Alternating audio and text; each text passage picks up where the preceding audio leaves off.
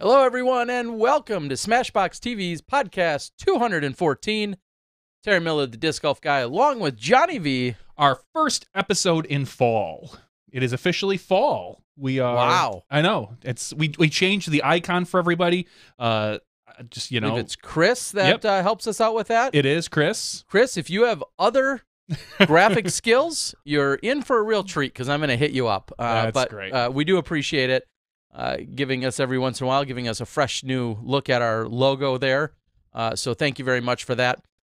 There must have been something else besides just the official turning into fall. There must have been something specific going on last night with the moon, solar system, planet, Elon Musk. Did you get really hairy and start howling or something? I went out for a very late night walk while something was rendering. I want to say it was around midnight or 1 or so. In Wisconsin, it was beyond beautiful last night. Yeah, it was. Once the sun went down last night, yesterday, it was, other than the mosquitoes still out a little bit, it's pretty good. I have officially 0 mosquito bites from last night, and the way the sky and the clouds were rolling over, I felt as if, and somebody I'm sure can chime in, I felt as if the moon was either incredibly close and or incredibly bright. Something was going on. Somebody's going to have to clarify. There was something happening last night, and maybe there's some just basic astrology I should know about right now. Yeah, I don't believe you can truly tell when the moon's any closer or further away. It's all optical. It's all, that. Now, brighter and dimmer, I can't make any arguments to that because I don't know, but I don't believe you can truly tell with your bare eyes if the moon is actually any closer. Well, I wouldn't be like, oh, it's 498 million miles away as opposed to 497. Of course, I couldn't tell but that. I don't think it's really any larger. I felt like I could, with just a go-go gadget arm, I could have reached out and grabbed the moon. It was seriously so vibrant. So I grabbed cameras and I went back out. I got back from my walk. The moon was gone. No, it was still there. It was lighting up everything. And then of course, after an hour of that, trying to take pictures because I don't know what I'm doing, trying to take some videos, doing all sorts of things, I then wanted to come inside at 3 a.m. and Google the idea, could I have just ruined one of my cameras by digitally zooming in on the moon? Because I know you can ruin some of your hardware when you zoom in on the sun or you look directly at the sun. You can burn out some of the sensors and such. I hope that's not the same of the moon because last night with one of my cameras, I got in on it, and it was unbelievable. The moon illusion is an optical illusion which causes the moon to appear larger near the horizon than it does higher up in the sky. But was that last night, though? No, this is just in general. So someone has said on our board, and this is exactly why you tune into live Disc Golf podcast, someone has already said on our board it was a full harvest moon, which doesn't mean anything. It was, again, bright. So bright. Brighter. Of course, because you've got the red moon, the blood moon, new moon, things like that. I'm not going to dispute that. I am just fairly certain that the moon does not ever actually have any different size to our eyes. It is all an optical illusion. Well, but do you want to know one of my favorite movie scenes in any movie for whatever reason? E.T. No, I mean that is a great one. I mean E.T. Through the moon. Yeah. Joe versus the volcano. Now, all answers besides E.T. are incorrect. That is a great one, but for whatever reason, in this bad movie, Joe versus the volcano, there is a scene where he is on the raft all by himself, and he stands up, and there's this giant-looking moon on the horizon that he's just yelling at, and for some reason, as a kid, that always struck me as, phenomenal, and to this day, I will sit and watch Joe versus the volcano for that particular thing, and that's not a great movie. I was just going to say, I'll probably get a little heat for this. I will put that on the list of movies I have never seen, and I'm sure plenty of people oh my God, how have you not seen that? No, doesn't that fit onto that list? No, I don't think that fits onto that list. I mean, unless you're a Tom Hanks completist, then there's a lot of movies there, but I don't think that's one where it's like you didn't see Joe. I mean, it was panned as a bad movie, and just in general, I saw it when I was a kid, and I really liked it. It was kind of. I still probably like it to this day. All right. Well, tonight, now that we've done the pre-show, let's do the show. We'll get to the after show later. Solid opening there. Tonight, we're going to welcome Paige Pierce. Spoiler alert, she's notched another major on her belt. She's taken down the United States Women's Disc Golf Championships that took place over in Michigan. and super excited to have her. Yeah, I feel like the last 4 or 5 weeks we find ourselves reaching out to and having a lot of our top females joining us, which obviously I love, and I think that's been great. Obviously, a week or two ago, we had Paige Bjerkes join us. I know we wanted to have Sarah Holcomb with a big win a few weeks ago, but it's going to be great. So Paige is, I think, en route per her last message. She got hung up by a train, and as soon as she gets to the Starbucks or wherever she's going, she's going to dial us up, come in and join us for a little while. And then after we speak with Paige, we're going to have Jay Redding join us. It might be Jay and Des, I hope. Either or. Jay or Des. Jay is newly inducted to the Disc Golf Hall of Fame. Yes, so we'll talk not so much about that, although we will discuss it, of course. But he wants to talk a little bit about a charity. He'll talk about what we want to talk about. And a charity interaction that they're working with. So we're really excited to hear it. Of course, this all coming 7 to 9-ish days ahead of the USDGC, which will be then kicking off next week. And I got to say, before we go any further on the USDGC, with all of the people that are making their way down there and all the people that are practicing and clips that I saw today and post, it feels like it should be starting right now. I mean, there's, of course, a lot of conversation about it, but I don't know if just the timing this year is a little different than normal, where there is a little bit of this lull or something, but there's a lot of people that are already at Winthrop throwing discs, and the event is 8 days away. And maybe that speaks something to the preparation of this event, or something to our sport, or something just kind of with maybe a little bit more favorable timing, depending on how you deem it.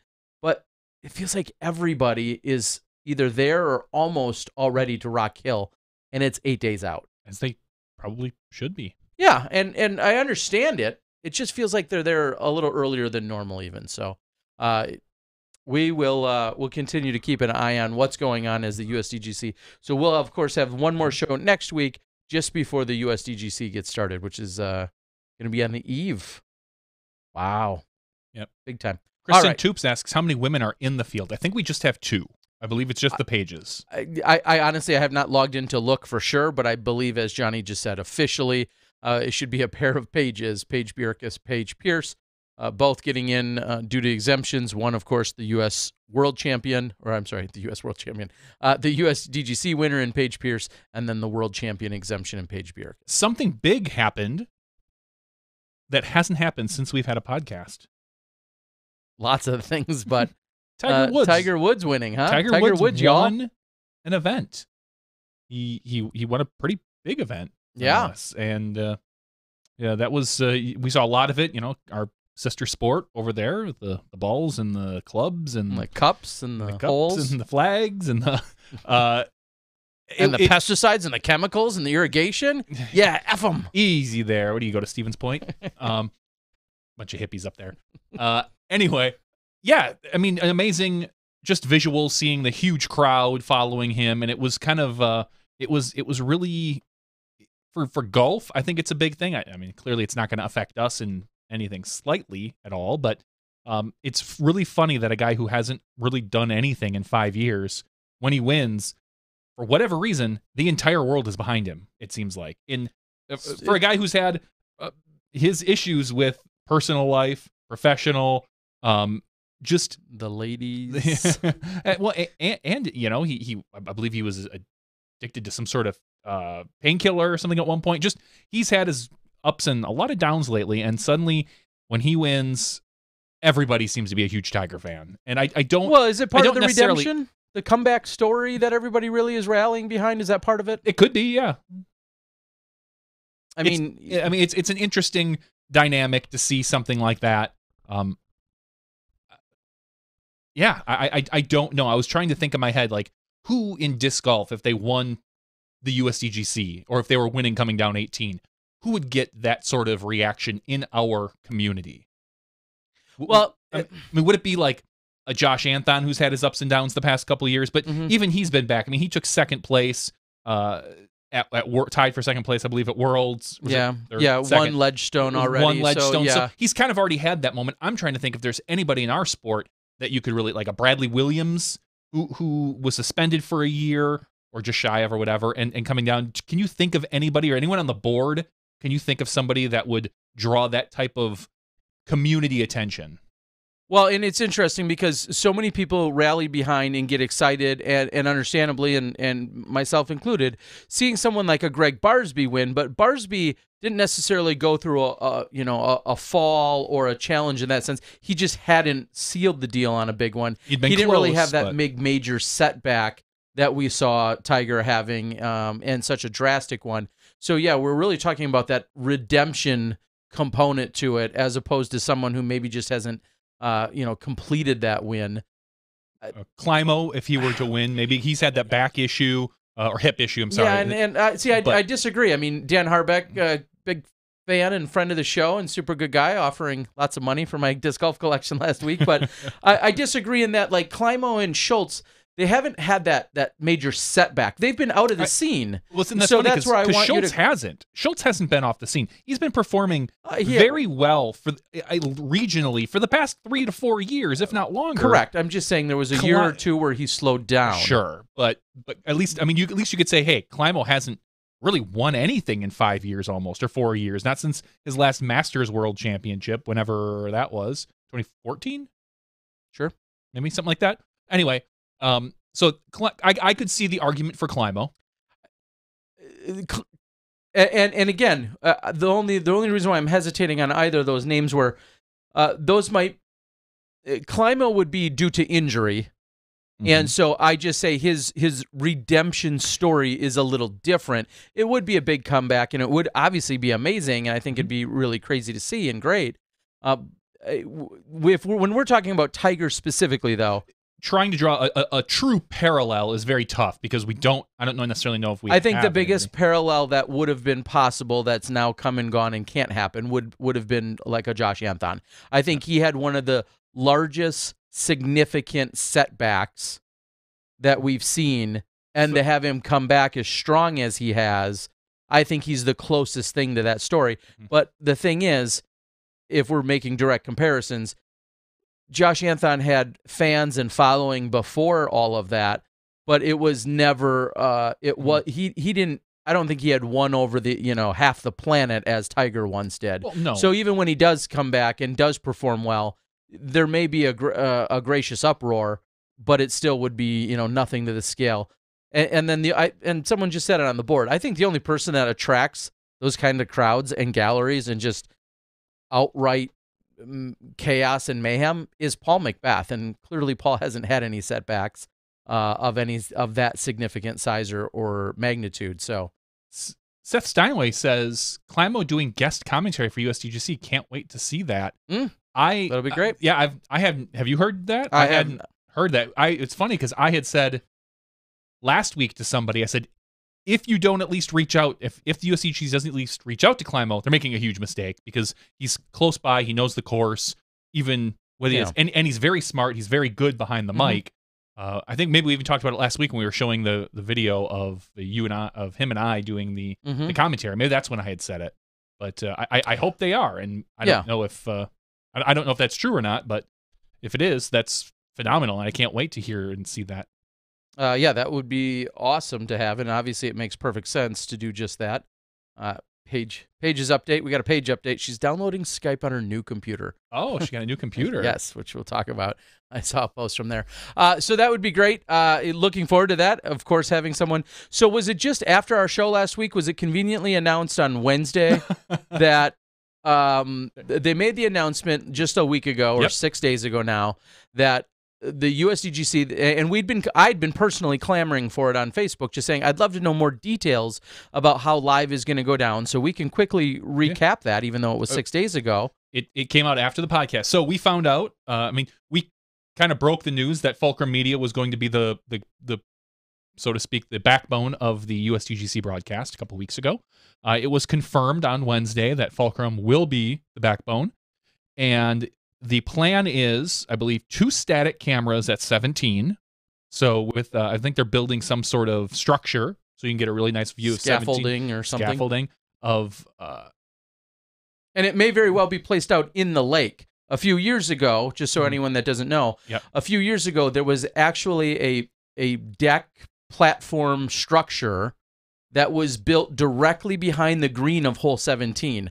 It was, I don't even think it was 6x6. It at most was 6x6 or 5x5. It was in the water right off the edge. You had to just take a step from the green onto this platform, and it was built 100% for a camera to be there. Now, whether there'll be something of that nature, or I'm guessing there'll be a larger elevated platform that may or may not even be physically in the water, is what I'm guessing we may see. And maybe somebody's been down there and has seen the course. I'm assuming it's been constructed by now if it's going to be. But continue your point. They're going to have a structure there. A structure at 17. I don't know where the structure is, if it's going to be at the green, at the tee, wherever. They said they're going to be able to get most of 5, 6, 17, 1. And then they're going to have a roaming camera, which will be able to get 1, 2, and maybe 3, or 1, 2, and 17. I forget exactly what the article said, and 18, of course. The basket is no longer going to be in the short. We're not going to see any of the short position. We're going to see mostly in the long position, I believe, except for the final day, where it's going to be in a new long position, which I think isn't quite as tucked in there, probably for the broadcast and for spectators. Plus, apparently, they're going to have some sort of devices, and they haven't, no one's been able to confirm. I've reached out to Jamie Thomas, and he said he's been just recently asked before Worlds, so he doesn't know any of the technology stuff, which is really what I'm interested in, about the backpacks that the Jomez production company is going to be wearing. So Jomez is going to be covering first and second card. I believe they've hired some guys from Nick, NYC, the NYC Productions, is that in Minnesota? No, Illinois. Illinois, sorry. Out of Illinois. To do second card, and I think they're all going to be branded as Jomez, so you can just expect to see 2 card. But they're going to have some sort of transmitting units connected up to the Jomez production guys, so that they'll be able to do live look-ins, they say. I believe they use the term, this is going to be more of a studio-based show. So I don't know if that means, I think that means they're not going to, I believe that means they're not going to be actually live like we are. All right. So we're seeing Paige off in our digital green room. Sorry. So Johnny's is just trying to double check. It looks like she's going to be ready to go here in a moment. We can pick back up with more of that after we catch up with Paige. Do we think everything's set if we were to bring her in, Johnny? Paige, can you hear us? All right. I'm going to assume that's a no. Yeah. We'll see. Looks like she's getting a little bit of help here. All right, we hear ourselves now, so they can.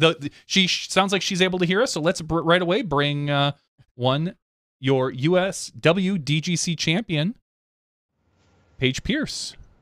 Hey, Paige.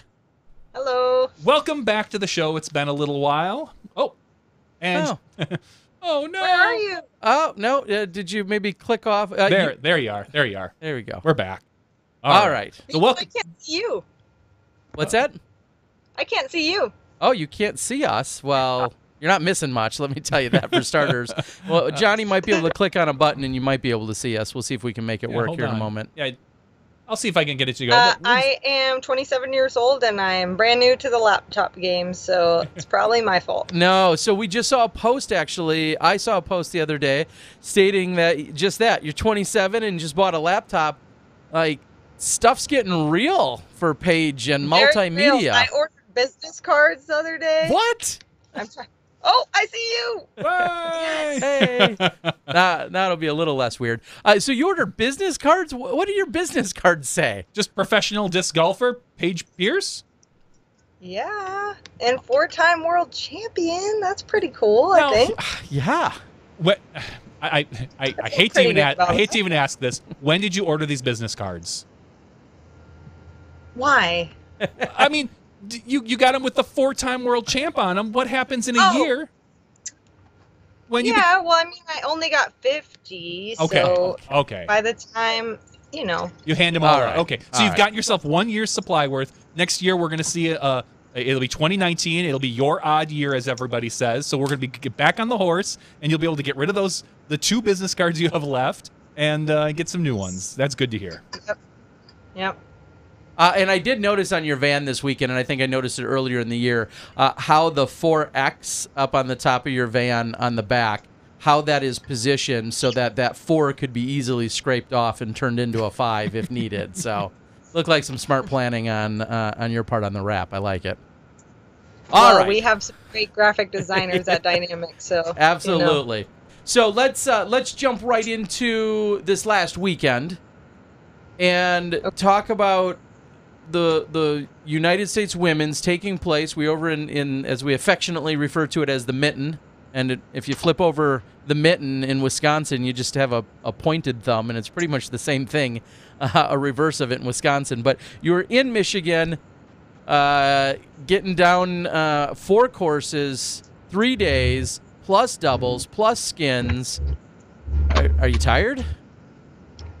Yes, I am. Yes. Basically, long story short, yes, I'm pretty tired, but that's kind of the life we live. It's always like this, so I'll get some rest come November. So let's talk about the grind just a little bit. I mean, it's been a long season, and it's, as you just alluded to, 4, 6, 8 weeks away from being done. It's been a really long season. What has been the most exhausting for you? Is it mentally or physically or a combination of the two? I think mostly mental, but obviously there's a toll being taken on the physical side as well. But I think mostly mental. Golf's a huge portion of mental game, so I think that's kind of where the majority of the exhaustion comes in. And then we'll talk about your travel and your extracurriculars. I mean, you've been doing, I just watched the other day the video with you and Alyssa. You guys made an awesome video up from Smugs at the World Junior event. I see you with cameras more often. I see you clinics, doubles, pickup games, all the things with DD. Like, you're going every minute, it feels like, doing something. How do you keep up that pace? I feel like that's kind of how I work as a human being anyway. So I always have to have something to do, and if I don't, I'm kind of just finding something. So this life kind of suits me, and I'm very passionate about it, every aspect of it. So I don't really mind it too much. Every once in a while, I would like a little bit of a break, but if we're gonna try to keep growing the sport, that's kind of how we have to keep it with our foot on the pedal and just being ready for anything. What do you think is, and maybe this answer is different today versus 2 years ago or even 5 years ago for you, but right now, what do you think is the most important component to growing our sport? Like, what is needed the most? I think juniors. Okay. Juniors tournaments, I think, just as far as getting more numbers, that's one aspect. Another one is just the media side. So what you guys do, Central Coast, Jomez, now Tea Time, just kind of getting it out to the masses. I mean, more and more people are knowing what dynamic this is when I walk into Starbucks with this shirt on, or and just Tina and Alyssa now too are both jumping on the media bandwagon. Obviously Alyssa with the photos, but we've seen a lot of some new videos from her recently, and with your help, and as we saw Tina Oakley, she's doing that as well on the side. Yeah, I think Alyssa was telling me by, I think, 2020, like, most of social media will be video. So I think it's kind of all headed that way. And people want to actually, like, see what's going on in real time, too. So, you see the still of Rebecca Cox, like, with every single muscle in her body flexed. And you kind of want to see what happens when that much of your body is in the disc. So I think it's cool to kind of see both sides and have both different aspects of it. Yeah, I've been such a huge fan of photography, and we have seen so many great photographers. Coincidentally, a lot of them have been women. Alyssa, who's just been killing it the last couple of years out there and has been very, very active.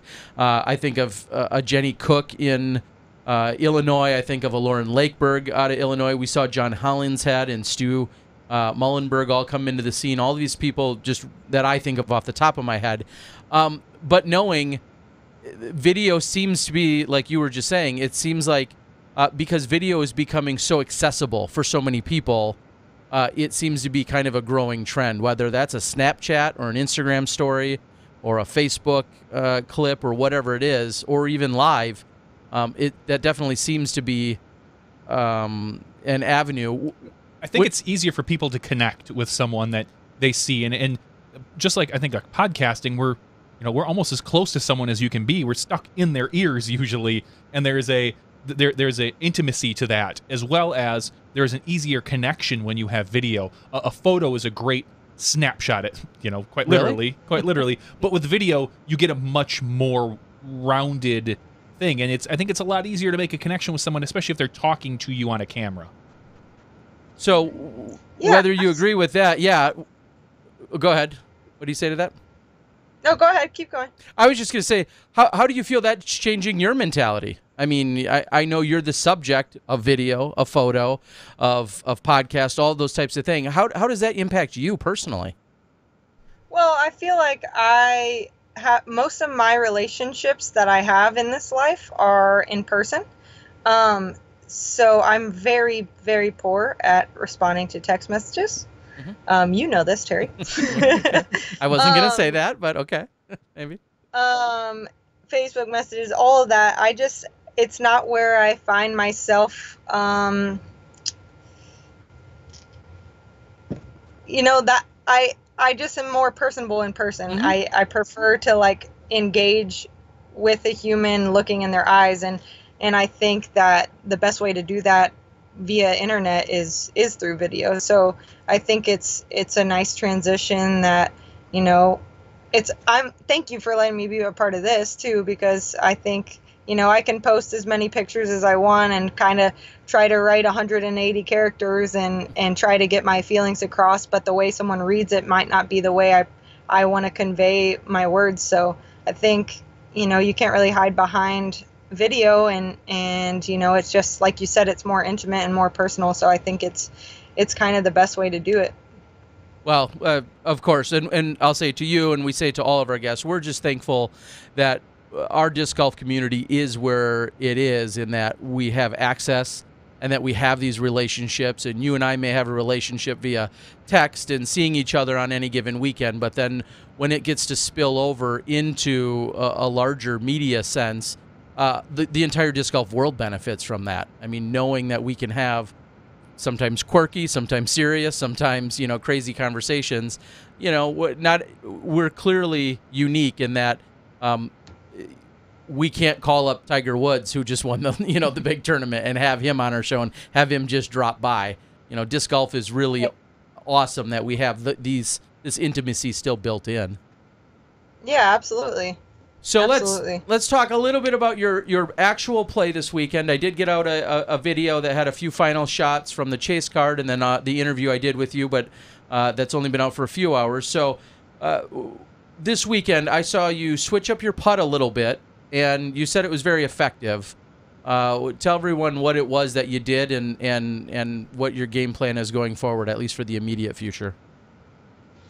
I switched to a straddle putt. I've been missing entirely too many putts, and there's nothing worse in this world, to me, on the disc golf course anyway, to me than throwing up an air ball. And when your timing's off on your putt, I just feel like it's bound to happen. Maybe one time, maybe 5 times, but any of that is just absolutely unacceptable at the professional level, and for being the #1 ranked player in the world, I can't be airballing from inside the circle ever.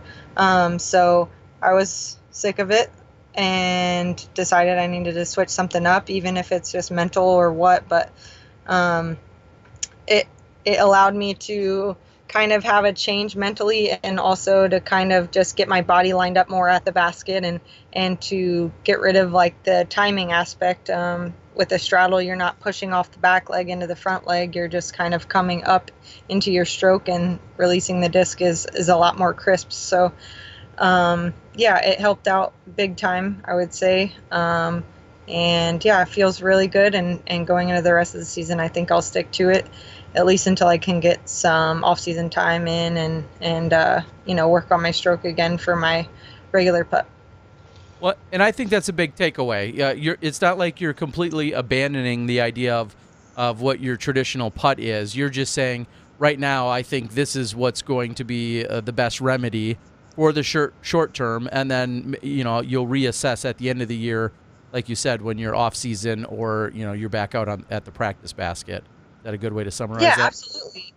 Absolutely. I'm not a quitter. No part of me is a quitter. So I'm not giving up on it for sure. I fully believe I'm the best putter in the world when I'm on. So I am not going to just give that up. I just know that, you know, when you're in the middle of the season, time is everything. You don't have much. I literally just pulled over at the Starbucks to make this happen. And you know, we just really don't have time to do much of anything on the road. So I don't have time to sit at a basket for as long as it would take me to get my putt back to where I want it. So I feel confident when I have an obstructed putt and there's some trees in the way, and my straddle putt's always feeling good, even through this whole little challenging stage. So I just decided, you know what, why not? That's the time I feel the most confident, is when I have a straddle putt. So why not just pretend a tree's there every time and just straddle putt the whole round? Well, and that makes perfect sense. And speaking of putting, when I caught up with Paige Bierkus right around the time of Worlds, or correction, at Delaware the week after, we talked about her and her step putt, and she immediately said, Paige Pierce, along with Lisa Fakis, are the two best, you know, step/jump putters in our game. And she's like, I just want to copy what they're doing. And she said she has a newfound confidence in that, you know, slightly longer distance. And she said that's entirely from, you know, watching you.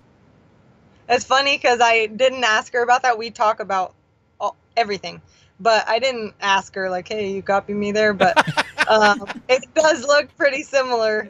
And I don't know. I think I'm stoked about it. You know, she's amazing. And I've actually tried to work on her little like upshot putt kind of thing. I don't even know what it is, but I've asked her to teach it to me multiple times. And so it's cool that we're all learning from each other. And like, I stand behind everybody when they putt and when they throw. If they have an awkward lie, I literally stand behind them every time, just to kind of see like the creative aspect of our game is like what drives me, and it's what I'm super passionate about. So I just like to see people's creativeness and is that a word? Creativity, and, sure. Creativity. And yeah, I just love it. So I think that's really cool that she's kind of like looking up to Lisa and I and kind of like putting her own little twist on it. It's really cool to see, and she is absolutely hitting a lot of them, so it's really cool to watch. Well, and she followed it up by saying, not only do I watch the, you know, those two as the best in the world, but she said, and then when you're putting with that much confidence, when I miss or if I miss, the comebackers are no big deal. And I'll say that when she's at like that 15 to 22 foot range, she's just deadly, and she's dead center every single time. And I think, wow, yeah, there's clearly an air of confidence from that distance where she just is never going to miss one of those. And that gives her, you know, the chance to run out a lot of other putts. So, yeah, absolutely. When you're feeling confident on the putting green, it translates into 5 to 10 strokes around easily. And like you said, that she said, you know, when you miss that putt, you're not worried about a comebacker. That's never a thought in my head about, you know, where's it going to land if I miss this. It's, you know, I'm going to make the next one if this misses. So that's cool to hear her thoughts. Now, did you guys have, I swear we'll get back to the U.S. women's, but did you and her have any moments or anything that you can share, you know, as Worlds wrapped up and you know, it became her Worlds, you know, with how many ever holes? I don't know where that is in your head, but it was her title.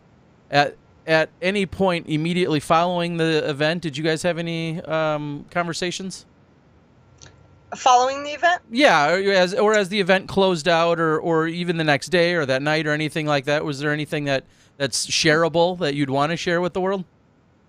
Um,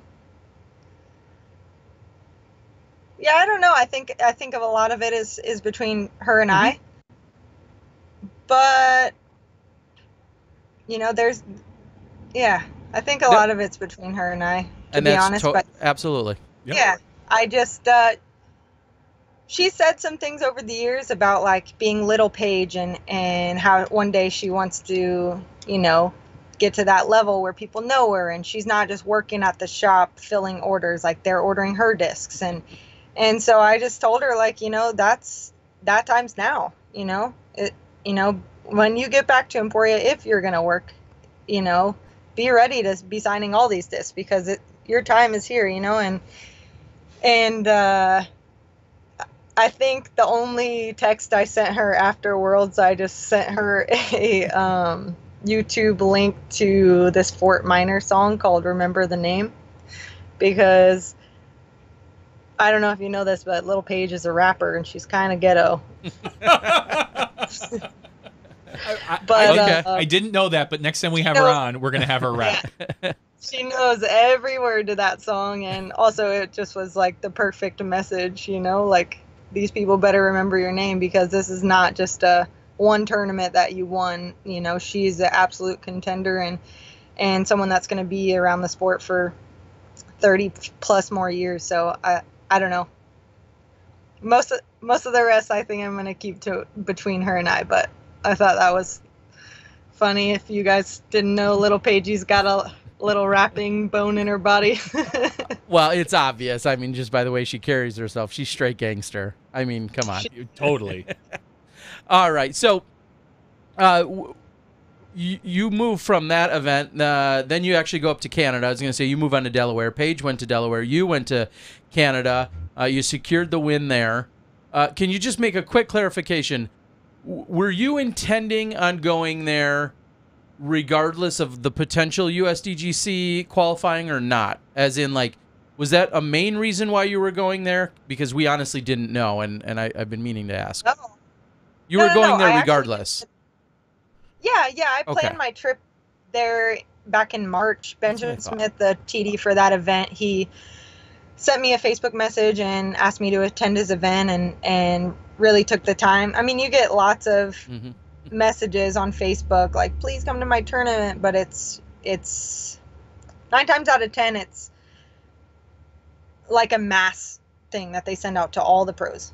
And this one was very personalized and you know, it spoke to me, and I ended up talking to him on the phone for like an hour and a half, and we just hit it off. We bonded, and this event sounded like an absolute can't miss. And I actually didn't even know it was a USDGC qualifier until I got there. And when I got there, I was informed incorrectly, turns out, but I was informed that the men played different tee pads than the women. So I actually switched over to MPO because I was like, oh, this is a qualifier, I gotta try.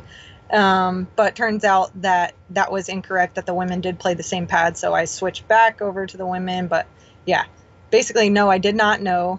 But the tournament was incredible, and I'm super, super, super glad I went. I've played Delaware a lot as well, and Iron Hill is one of the best courses in the country. But it just seemed like an opportunity I couldn't pass up, and I'm super glad I did. Okay, and that kind of falls more in line with what I had thought. I thought you had planned it months ago, and you were going regardless, and it was just kind of a coincidence that it was going to be possibly be a qualifier. So thanks for clarifying all that. So then you come back, and obviously we head right over to the U.S. Women's. What was your preparation like? Because I know there was a lot of conversation about, you know, the two courses were in the same park, which was great, but there was some different configurations. Did that challenge you, or did you find any? Was that an issue for you?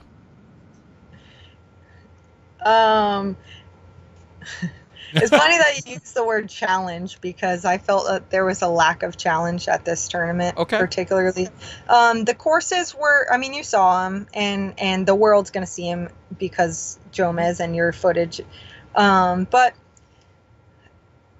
we were all just throwing approach shots off the tee. And Katrina and I actually even had a conversation about, like, let's just pretend it's a par 4 and this is where our upshot landed, on this tee pad. Because it was kind of frustrating to grab my putter on every shot. And I love throwing my blend Marshall, but it just gets to the point where it's a little bit redundant, and you want to use all these tools you have in your bag and all these different skill sets that you've developed over the years. And so the course itself was super pretty, and the event ran smooth, and Aaron Oakley's an incredible TD, and the gallery was huge, even for us playing at 8 a.m. And everything was great. The only thing I would say is that I wish it was on different courses, and I think the world wants to see us throw good shots, not just throw and then who can make the better putt, basically. So I think that overall the event was like a 8 of 10, but if we played on a harder course, I think it would have been quite a bit better. So would a fair question or piece of feedback, and I know I relayed this to others, saying it is a significant challenge. They had 162 women there, and you're doing your best to try and accommodate for, everyone who's, some women who've literally just started playing this year all the way to the best in the world and yourself, and trying to accommodate for so many different skill sets on one given weekend. It has its own challenge. Would a fair compromise for you have been that maybe the FPO division at least maybe had just played the longer layouts each day? And would that have been a fair compromise to achieve what you're asking? Yeah, maybe so. But I think of tournaments like Ledgestone where, they use 7 to 8 different courses throughout the city. We don't have to play the same course that the AMs do. And I totally agree that was a great course for intermediate to recreation to junior girls. But, we don't have to play the same courses, I think, and other tournaments kind of prove that. So, sure. But I'm not a tournament director, so I really don't even feel that it's fair for me to speak on any of this. I just know that as a player, I would prefer to be challenged more. No, and I think you worded it quite eloquently. I think you certainly can give good constructive feedback. That is how it made you feel, and you're right. There is certain challenges that the TD is going to face as well, and sometimes those are going to overlap, and sometimes they won't. I know one thing that I think we can all agree on, that Aaron and Keith and the whole crew knocked out of the park, is being in that property and having roughly 162 women finish their day and their first round and have lunch together and be able to have extracurriculars afterwards together. Like, that is part of the atmosphere that you couldn't get if everyone was spread out at different courses. So that's one, in my opinion, that's one place where they, that objective was just knocked right out of the park. Would you agree? Yeah, I completely agree. And I think women's only events, that's kind of the community you're going for. Mm-hmm.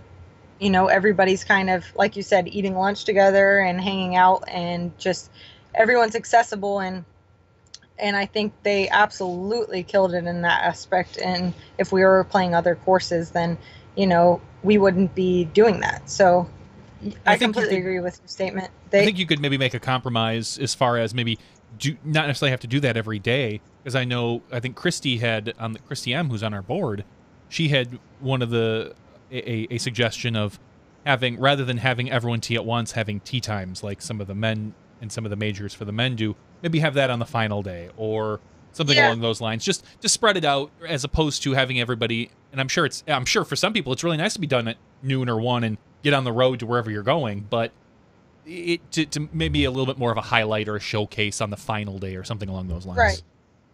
Yeah, well, I do agree with that, but it would be nice, because I think a lot of our galleries are from the amateur players who are done with their round and come over to watch the pros. But on the other side of that, we didn't have tee times, but we did have a skins match where the top 4 women got to pair up with 4 random people that were drawn from the raffle, and we got to play doubles with those 4 people. And so there was still kind of a showcase. And we had a huge gallery. All the AM women that didn't get drawn still came out and watched us and I think it was overall it was good. I mean, there's absolutely things that could have been different, things that could have been better, things that could have been worse, but you know, it is what it is, and I think overall Erin did a great job running this event. I totally agree, and I think she would know. I'm sure if when she consumes any of this, she knows that by and large everything went off incredibly smoothly. It seemed as if everyone had a good time, and like someone just said on the board, if there's just a few considerations that are specific to the course, and that's the biggest criticism of the overall event with 162 people, I think that successful event, pretty successful for sure. Yeah, absolutely. Would you like to see that as 4 days, being that it's a major? Would you like to see 4 individual days? And does that negate a lot of people that maybe wouldn't take an extra day to come be part of it? I think if I hadn't just spoken on like how unchallenging I thought the course was, then yes, it should have been 4 days, and we shouldn't have played 42 holes in one day. But a lot of these holes were under 200 feet, so it wasn't really that taxing physically on our bodies. So I think it was fine to be 3 days. Saturday was a little bit long, but the rounds went decently quick, I would say, is for playing 21 holes each day, or each round, I'm sorry. So if it were 18 holes, we'll say on 7,000 foot courses, you would like to see 4 days though? Have the tournament itself just go to that concept, or do you like the 1-2-1 concept that seems like U.S. Women's has really taken a hold of that 1-2-1? Yeah, format? the 1-2-1 over the last 5-6 years. I think it would be more consistent with the rest of our tour, so I think that would be good.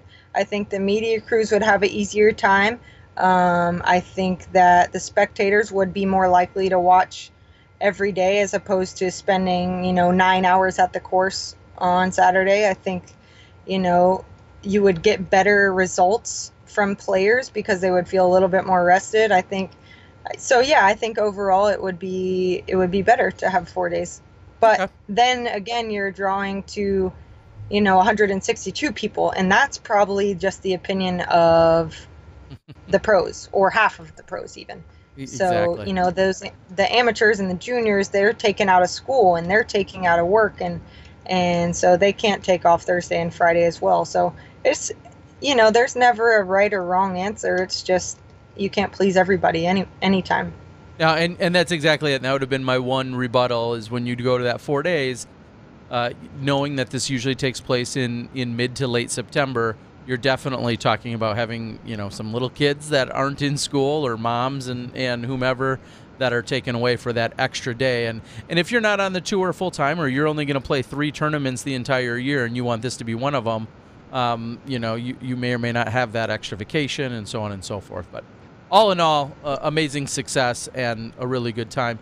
Anything? I mean, to me, the only thing that stood out was the absence, and this isn't to take away from any women, but the absence of a Des Redding and of a Val. I mean, those were 2 people who are usually just staples at that tournament. I go back to 2005, seeing both of them in Peoria at some of the very first U.S. women's or early ones. Anything else stand out at you as maybe odd or different or just unique about this event? Well, Ragna was there, but she wasn't playing. She said she's a grown up and has a real job now, so she couldn't get off on Friday. Had to work at the bank. Odd or interesting about the tournament? I don't know. I'd have to think on that, I think. But yeah, as far as Val and Des not being there, I know Val's Brewery's opening, I think within the month. And Des, I actually just spoke to Des and Jay. They're headed up to USDGC next week. They're doing a chains for charity, and I think Jay's going to be on next, right? Yep. Don't spoil it all. Yeah, so he'll fill you in on that for sure. But yeah, it's a cool thing they're doing for Edge, and you can kind of support your player. So if you guys feel like I'm going to get some birdies or eagles or aces at USDGC, you can pledge any amount, and yeah, try to make some money for charity, and yeah, Jay will fill you guys in on the rest of that. But I think that's a big reason why those two huge names weren't at this tournament. That, you know, life brings you in other directions, and they're still trying to grow the sport just in different avenues. I think it's admirable. Absolutely. Now, let's talk a little bit about where now as you transition over from this event. I was saying it before you joined us. It feels like there's a lot of excitement around the USDGC, and people are like there. People are showing up. People are playing practice rounds today. Yeah. Out there taking it all in, and the event doesn't start for 8 days. What's your plan? Where are you now? I don't need your exact GPS, but like, where are you now, and how long before you're down there and ready to go? I am near Indianapolis, and I will be there probably 2 days from now. Gonna go see some live music in Asheville tomorrow, and then probably be to Winthrop the following day. How does it feel knowing you're coming into Winthrop, into Rock Hill at this event, and you're qualified? You're ready to go. I know you've tried. I know you've played in the Performance Edition and won it, but you're showing up, you're rolling into town, and you're qualified and ready to play come next Wednesday. How does that feel? Yeah, well, I qualified for USDC as well last year, and so it's I did it in a different fashion though. I qualified in January, so I had the entire year pretty much stress-free trying to do so, because all the previous years I tried to qualify on Monday and didn't.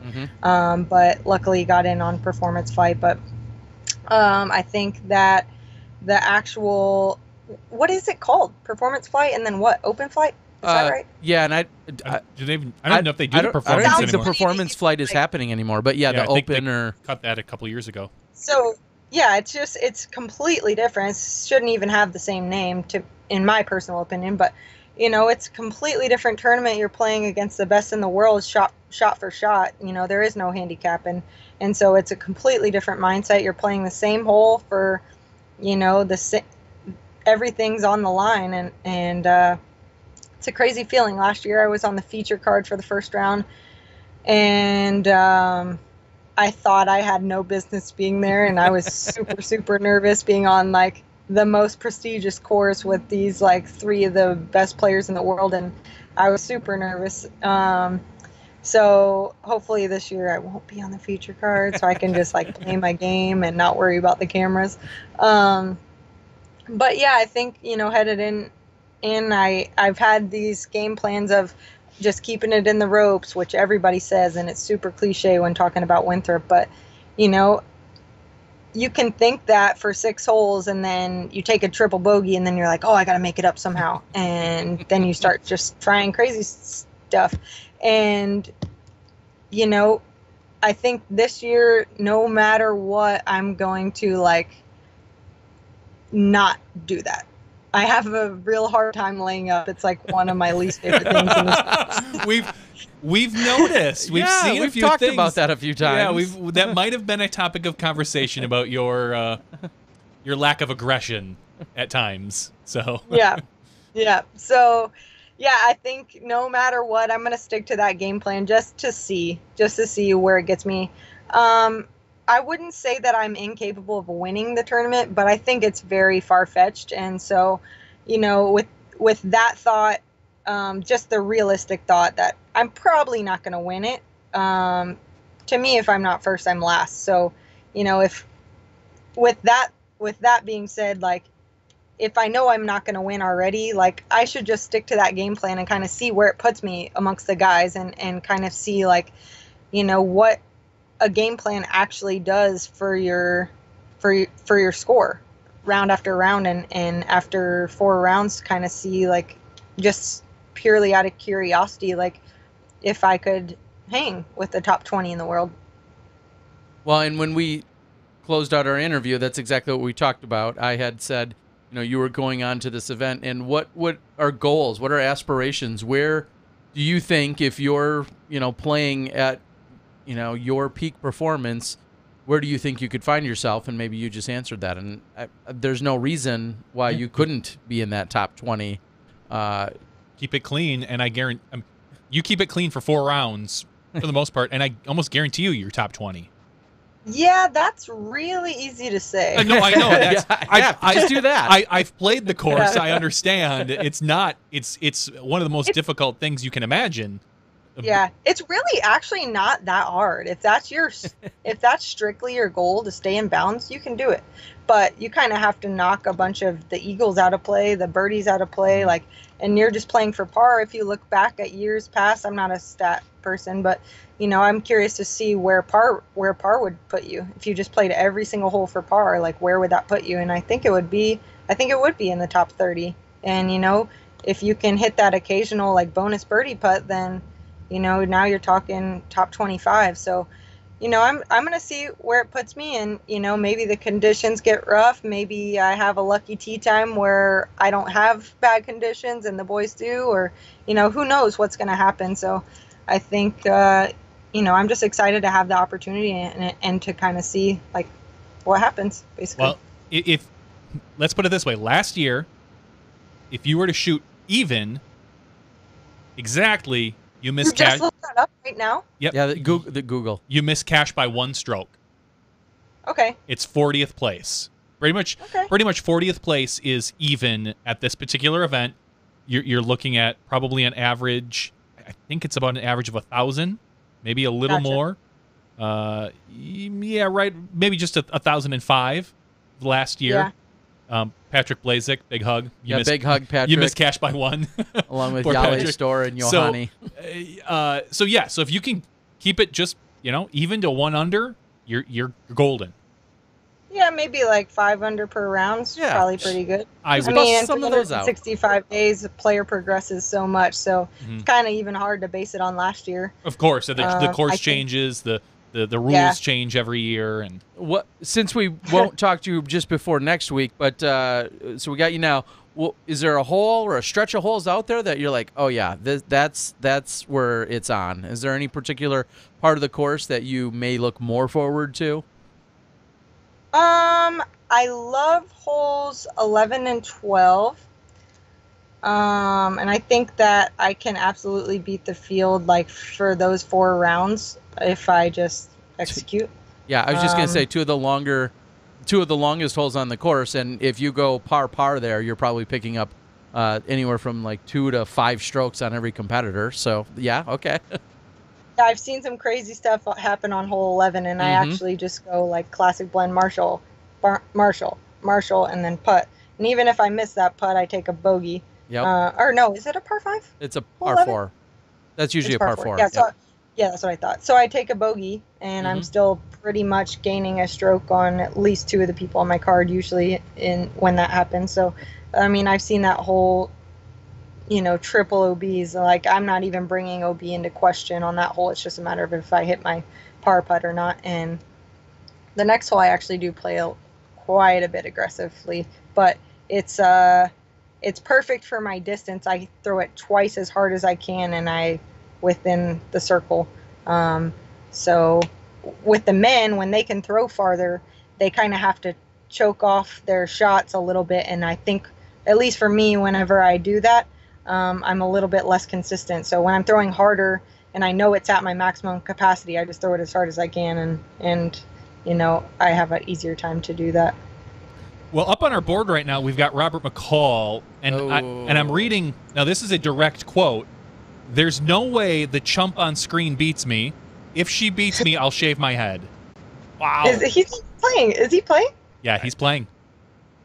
I did not know that. Yeah, Doug Bjerkes, if the story's correct, Doug Bjerkes got an invite, so to speak, that he was able to pass off or play himself, and Doug chose, because I think of his knee and whatnot and just obligations, he let Robert take the spot. So yeah, Mr. McCall will be there, and hope maybe you guys get to share a card at some point.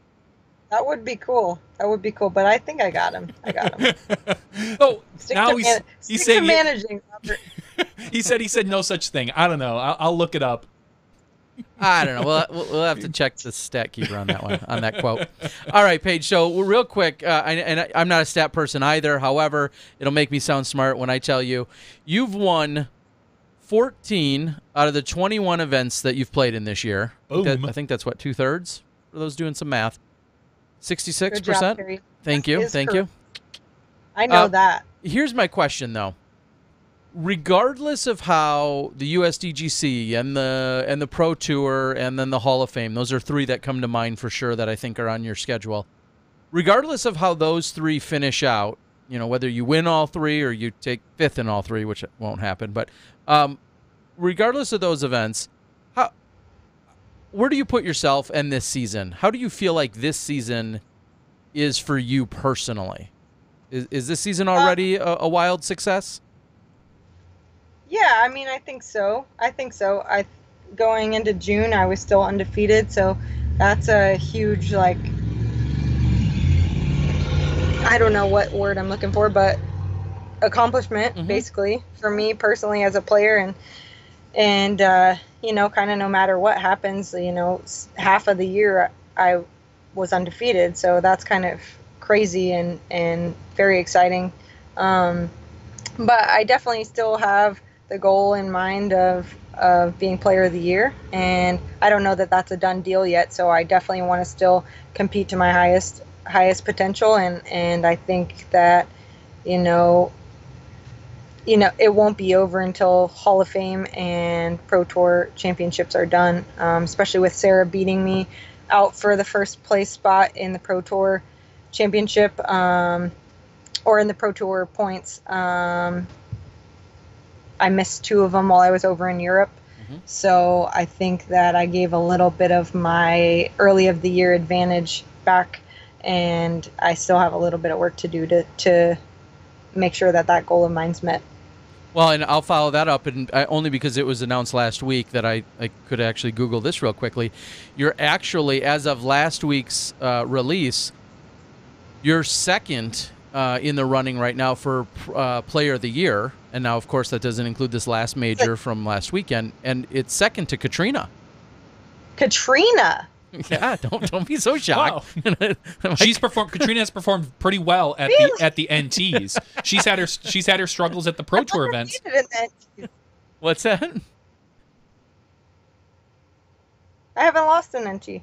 That's actually very, very, very surprising to me. I would assume that it would be Sarah. Sarah is actually almost, I don't want to say in a distant third to you, but Sarah is considerably behind you. And you're just 4 points off Katrina. Yeah, can you send me this link? I'm very curious about this. I will. I wanted to check some stats out. I will send this over to you. Chuck Kennedy.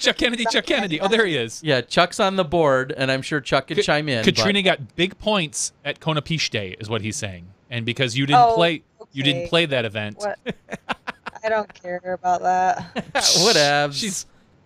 All right. Now, I'm sure after this past weekend. Some work to do because that is not accurate information. Fake news. And we got to make sure that that's changed. So, as I'm saying, I'm sure this past weekend probably pushed you into first place, and how you finish at, maybe just the Hall of Fame. I don't know what's all factored in. I'm sure Chuck knows. It's all on the website. I sent it already to Paige, and it was released last week. It's pdga.com/PDGA-player-rookie-year, and it has Players of the Year and Rookies of the Year right now. So, and then World Rankings came out today, and we're not going to talk about all that right now. Guess what? They're your number one. Shocker, right? You're in the World Rankings. You're still number one. So. But Player of the Year right now, you are 4 points behind Katrina, which I'm sure is no longer the case after this weekend just happened. So thank you for being a stat man for me, Terry. You fueled my motivation meter up quite a bit. So that's all I appreciate it. Well, good. I'm glad I could be helpful to you. Paige, is there anything? I know that was quite a random catch up of a lot of collective things. It's been too long since we've had you, but is there anything else you want to share with us before we cut you loose here soon? Give us a new project. What do you got? Come on. Give us a new project. Something that's in the old Paige Pierce thinker's cap. A couple years ago, Nate Doss did him at USDGC with Val, like a series. I could see something like that with you at USDGC and have have your good buddy right off to your left there, Alyssa. Wink, wink, nudge, nudge. Having her do something like that. Have like a daily recap. Yeah, there you go. Hi, Alyssa. Have her film, and then, you know, I'm just saying this because I don't have to do any of the work. Put something together daily that just says, hey, this is how I wanted to do. Hey, this is what I did. Right. Well, you know, I'm kind of trying that out with the Instagram stories. Kona, that one's for you. But I need to, I think Alyssa's going to take that week off, so I can't ask her to do more stuff. But if you want to subscribe to her YouTube channel, Alyssa Van Landen Images, we are going to have another video coming out that we're working on currently. Just shot it at Canadian Nationals, so kind of like the whole week there and through the tournament and just kind of the island and stuff. And then other than that, and like the tournaments, I have another trip coming up to Croatia and Iceland in the winter, December 26th. I'll be going to Croatia to do like a little, we don't necessarily have a name for it yet, so don't quote me, but essentially, you know, for however many euros you spend, you get to have a 7-day vacation with 3 different clinics and a New Year's Eve party. And this includes like your meals and all this stuff. The information will be out soon. I have a kind of a teaser on my Instagram, but we'll be dropping the information this week once it's all finalized. So if you don't follow me on Instagram and you're thinking about maybe going to Croatia for a little winter vacation, follow me on Instagram and check it out. The local club there is really trying to grow disc golf, and the lady I'm in contact with is a travel agent, so she's kind of setting everything up. All you have to do is pay, and she's got the whole thing planned out already. So that's kind of the most exciting thing I got going on. I'm super excited to go see the Northern Lights and kind of spend New Year's in Croatia with a bunch of fans and you know, in a different country. It sounds amazing. So yeah, we'll be filming that as well, which will also go on Alyssa's YouTube channel. So yeah, I'm trying to do a little bit more media stuff, and just like we talked about earlier, just be a little bit more available like video wise, because I think that typing words out is not necessarily my forte. So I want to be a little bit more engaged with the fans, and I think the videos are the way to do it. So gonna try to be putting out more and more videos, and that's kind of why I got this laptop as well, to start helping edit stuff. And what'd you get? Okay, what kind of laptop would you get? I don't know. It's like got a bunch of terabytes and gigabytes. That's all you need. That's all you need is the terabytes and the gigabytes. It edits it together for you. As long as you have like a CD-ROM drive or a 3.5-inch floppy, you're all good. No, the 5 1/4 floppy. Oh, 5 I 1/4. know it's quite a bit hotter than my phone is. Like the lap is pretty burning up right now. Yep. Okay. It doesn't fit in my pocket. Those are the terabytes. They're running around inside your laptop right now. Those are those terabytes. Yeah, it's not a SSR. What's it called? SSD. When it spinning disk drive. SDD. As long as you have the Googles. You just need the Googles. SSD, solid state drive. Because this girl is an avid Best Buy consumer and never heard of the open box special. Oh my. Johnny and I used to work at Best Buy. Come on. Hey, because she talks to the guy for an hour and he tries to sell her on this laptop, and I'm like, okay, cool, but you got an open box special? And she's like, Paige, shut up. You don't know what you're talking about. I'm like, yeah, I do.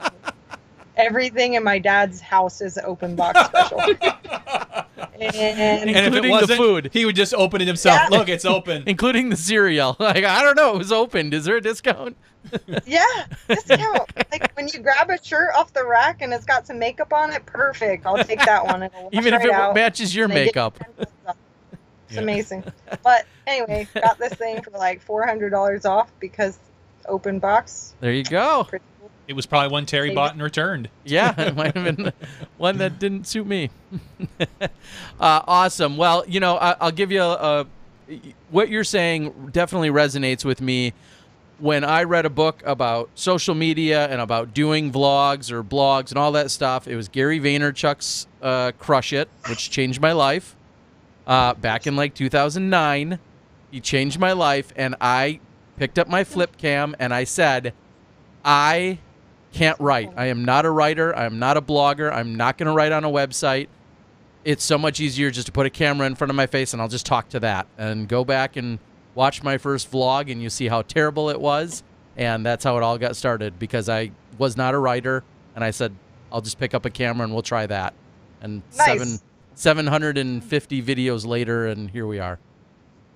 Silliness. Alyssa wants to ask you something. Oh, I just was going to say you should read the sequel. He has another one out Crushed that It. has examples of people that have used his first book and how it's changed their life and real life examples. It's really cool. Yeah, I'm about as big of a Gary fan as there is. I've got all his books. I've read all his books. I bought his shoes. He did a collaboration with Shoes. Yeah. K-Swiss. I was in New York last week. I bought his shoes. They're mocking you for your K-Swiss. I don't care. No, Doesn't. I'm not. Just, yeah. Keen is still our sponsor, my sponsor, your sponsor. The first pair of non-Keens that I have worn in the last 6 or 7 years were Gary Vaynerchuk shoes that I bought in New York just a week ago. So I'm good with that. He's given me the life that I have practically, so I'm good with supporting him by buying some shoes. Okay, so Anyway. we were talking about this today. Let me know your thoughts. And also, if this needs to be off camera, we can talk later too. Go for it. So, what do you think about giving people stuff for free and then they want to buy your stuff later in life? Is that kind of what you did with this Gary guy? Like, he just helped you, so you're like, okay, I'm going to buy his stuff. I mean, there's just a sense of, if you follow him, he Johnny makes fun of him because he sounds too much like a motivational speaker. But Gary Vaynerchuk very much believes in just giving and helping as much as you possibly can. You give away knowledge, background, information. You give people the keys to success. And if they go and execute on it, they'll find a way to repay it or not. And if they do or don't, either way, just basically live with no expectations. But you And- bought his book, did you not? I bought every one of his books. I'd think So about you paying still hundred. weren't, like, buying his stuff, though, right? Exactly. You want to then support him because you're like, the same reason people will occasionally support us on a Patreon or any other method. They think, you know what, this person is giving us all of this great stuff. I would like to just buy something even to support it. I may not need an Alyssa Van Lannen whale sack, but I'm sure I'll buy one just to support her because she does great work. So that's kind of how it Pretty all much happens. kills it in that stuff. What's that? Tina pretty much kills it making those, so. Exactly. So, if you do good work and you help out others, inherently, some people are going to come back and want to find a way to repay you. And if they don't, that's fine. You have to live with no expectations. And I say that all the time. Nobody owes me anything, ever. Like, they don't. If somebody wants to be gracious, that's great. And I consider that a bonus. But nobody owes me anything. To be fair to me, I make fun of him jokingly because he is the modern day Tony Robbins. Because he doesn't, there is very little information that he actually gives you. He doesn't. Wrong. I've said it. You're wrong. He's written 5 books that give you information. That tell you, get out there and do it, man. He very much told me, Yep. Instagram, you can have a success, a 10-year-old. Jump on every platform. No, he does not say that. He says go and own one of them, and Instagram could be owned by a 10-year-old on Instagram can be as effective as Coca-Cola with a $10 billion budget. I totally believe that to this day. I've watched him pretty regularly over the last 3 to 4 years, and I will say recently it's a lot of just get out, man. Don't let anyone get in your way. Do it. Don't stop. You can do it. Shake off the haters. It's a lot of that, unfortunately, which I catch. There's some of that as well. Yes, and I agree. And I've got no problem with it. If that's, again, if you want motivational speakers, awesome. I've got no problem with them doing it. I just feel like there's less and less useful information coming out and more motivational behind it. And if that's what it is, that's great. I've got 0 issues with it. That is what I made fun of you for. You can continue to be wrong. That's fine. All right. right. Does that answer your question? Yeah, but and then some. You just kind of just kept going. Yeah, no, I know. We're good that way. Sorry, he is someone that I've, just go out and follow him. And if you're not inspired, and if you don't start doing stuff immediately, then you don't have it in you. And that's what I would say. And I think he helps bring out that, and he will give you some useful information. Just follow him. Okay. I'm looking it up. Gary V, you got it. Not currently, but I will. No problem. It's on my to-do list. Mentally. There you go. So put it out, and it feels weird. It feels weird for all of us. You know, Alyssa probably showed up at tournaments and didn't get paid a dime when she started, and now I'm guessing she's getting paid at least a couple dimes, if not a lot of dimes. Like you know, my first 50 videos were not monetized. They weren't sponsored or backed by anyone. Even to this day, we go do a lot of things. You do it, we do it, lots of people do it. You do things at little or no actual profit or gain because you're playing that long-term gain. And if you keep working hard and doing all the right things, it's going to come back to you. And I think there's a lot of those success stories within our disc golf community already. And I think there'll continue to be more of them. Work hard, do the right thing. I completely agree. Okay. All right, Paige. Any other questions, business questions? We'll talk about them another day if you do. Yeah, I mean, I want my domain name, Terry Miller. It's ready. Whenever you need it. I have been simply sitting on it, ready for the day in which you want to take it over. And let me clarify. You own PaigePierce.com? I own PaigePierce.com. I was looking out for her many years ago. And there's been we can talk about this later. Yeah, no, I know, but I want to also just follow the business cards made. I'm trying to like do these things. Let's do it. Like I think I'm not holding you up. It's almost there, Terry. I Okay. feel it. Oh, I'm ready when you are. I need it. All right. Lots of random off the track business at the end here. We need to get to Jay and Dez though. We do. So thank you to you both. I know you're both out there. You're working your tails awesome. off. You're grinding, and you're doing a lot of great things in a lot of different ways. And that's directly with our fans. That's indirectly. That's for the companies. That's for the fans. That's, like I said, that's for everyone. And we all recognize it. And if you don't, then you don't know what you're talking about, because so many people out there recognize and appreciate all of the efforts and the struggles and the challenges and all those things that are in front of you guys, and you just keep tackling them every week, and we love seeing it. So we'll keep promoting it, and you keep like throwing discs well and being a great person, and we're all good. I will try to do so. Also, one more thing I forgot. If anybody that's watching is in the area of Winthrop, on Saturday we're doing a Team DD clinic. So if you guys want to keep an eye out, go to any of team members' social medias, and there's a flyer posted on there. So come on out. This Saturday? Say hi. Maybe learn a tip or two. Maybe just listen to Eric Oakley kind of blab for a while. This Saturday, correct? This Saturday? Yes. Okay. This coming Saturday. Yes. All right. Yeah, check it out. DD Clinic. Find some DD members, and the information will be out there. All right, Paige, Alyssa as well. Thank you guys for joining us. Congrats on the last few weekends and great play. And we're going to all be cheering and rooting for you in 8 days when you take to the course. Thank you. All right. Have Thanks a good night. for having me. Of course. We Y'all love have it. fun. Good night. All right. Bye-bye. Good night. All right. Paige Pierce, your 4-time world champ, 3-time U.S. women's champion. I opened the interview with her right after she had won. I'm like, I can't keep track. How many wins do you have now? How many is this? So many. She keeps racking them up and doing a great job. And as you can see, I love, we've all been there, and maybe because we're just a little bit older, Johnny, but we're seeing all of these players continue to grow and thrive and progress and develop.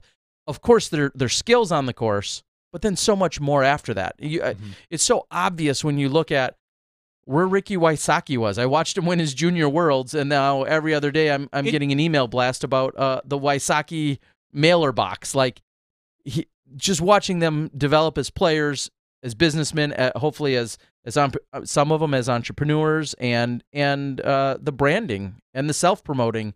That's all needed right now, because we don't have well, I guess there's agents out there, but right now, it kind of makes me chuckle, and I think that Paige Pierce now is one of the senior people out on tour. yeah, she's old. I mean, it Is just that what you're saying? it boggles my mind a little bit to think that we have, you know, these newer, younger women, because to me, Paige is still so fresh. And I mean, she's clearly still winning championships, and she will be for the next probably 10 years.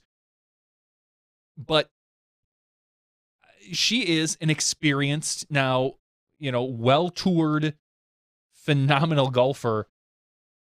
And I can't even begin to wrap my head around how old we're getting. Yeah. All the stuff that we've There was seen. allegedly a gray hair on my face the other day. I don't know. Do you know why Terry has this big thing in front? He actually requested it, so you can't see the Give me goatee the largest screen you can. of the gray hairs.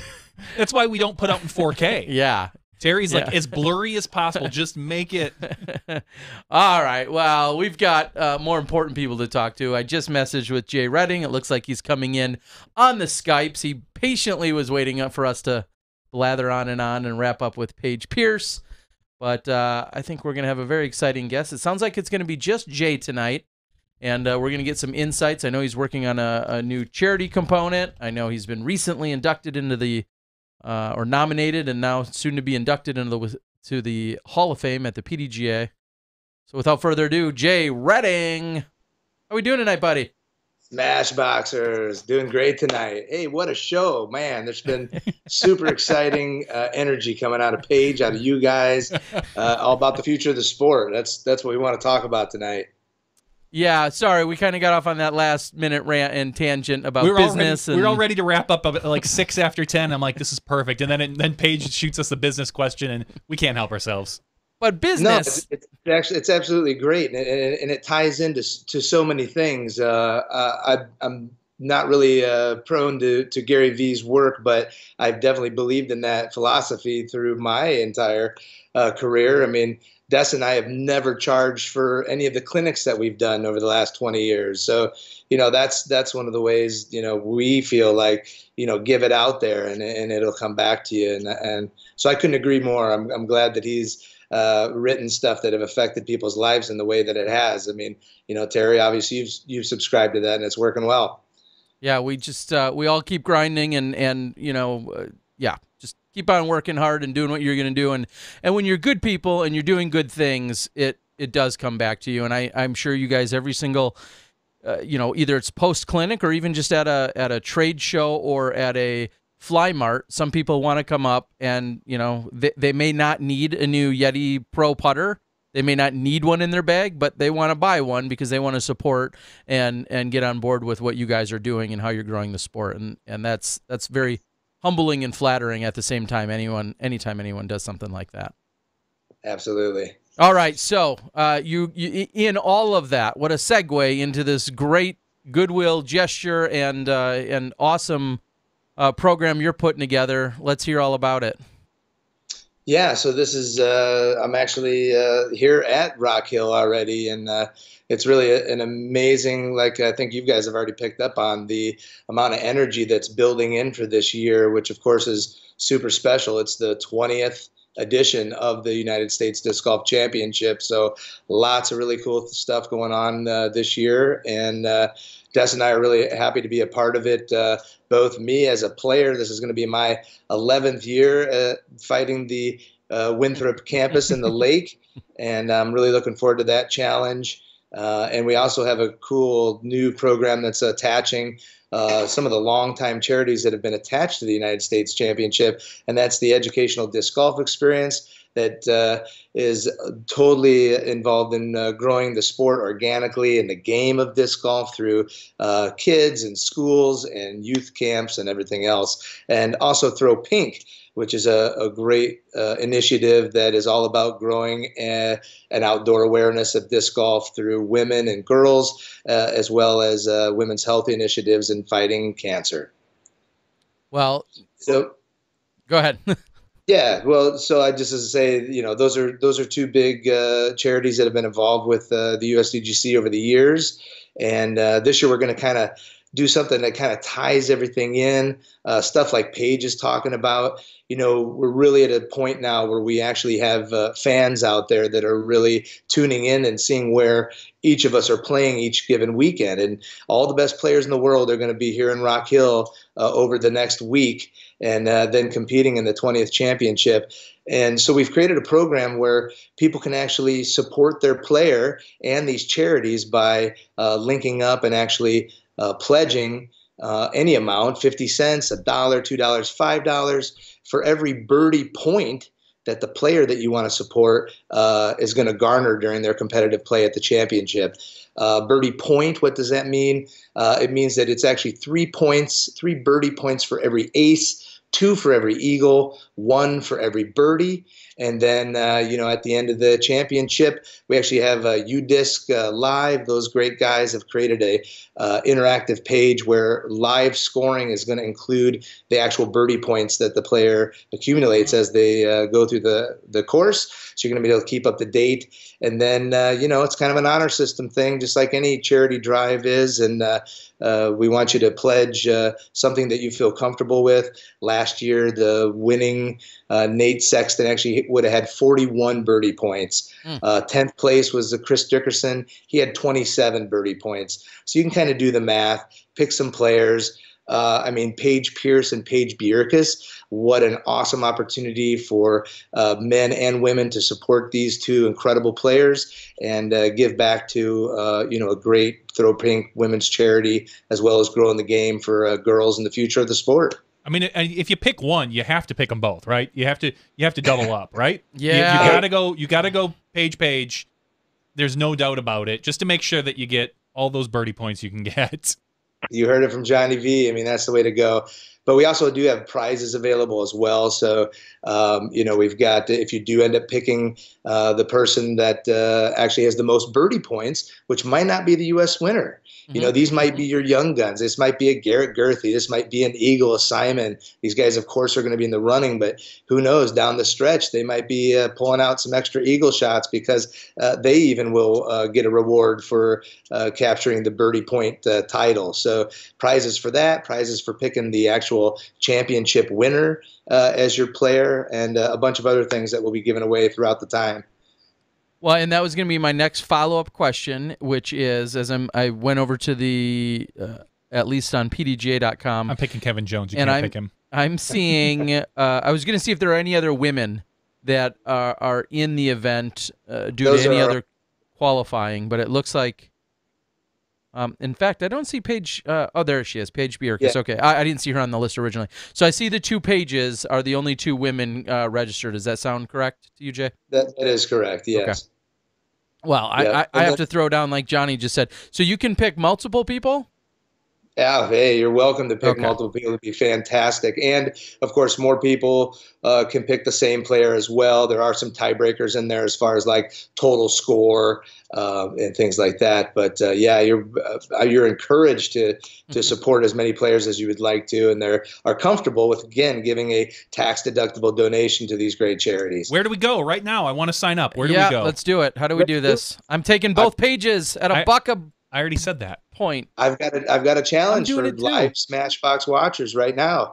So you can get on Disc Golf United. We've teamed up with those guys. There is no charge for registration. You're basically picking your player, you're picking the total score, and you're picking your pledge amount. And then, of course, we are,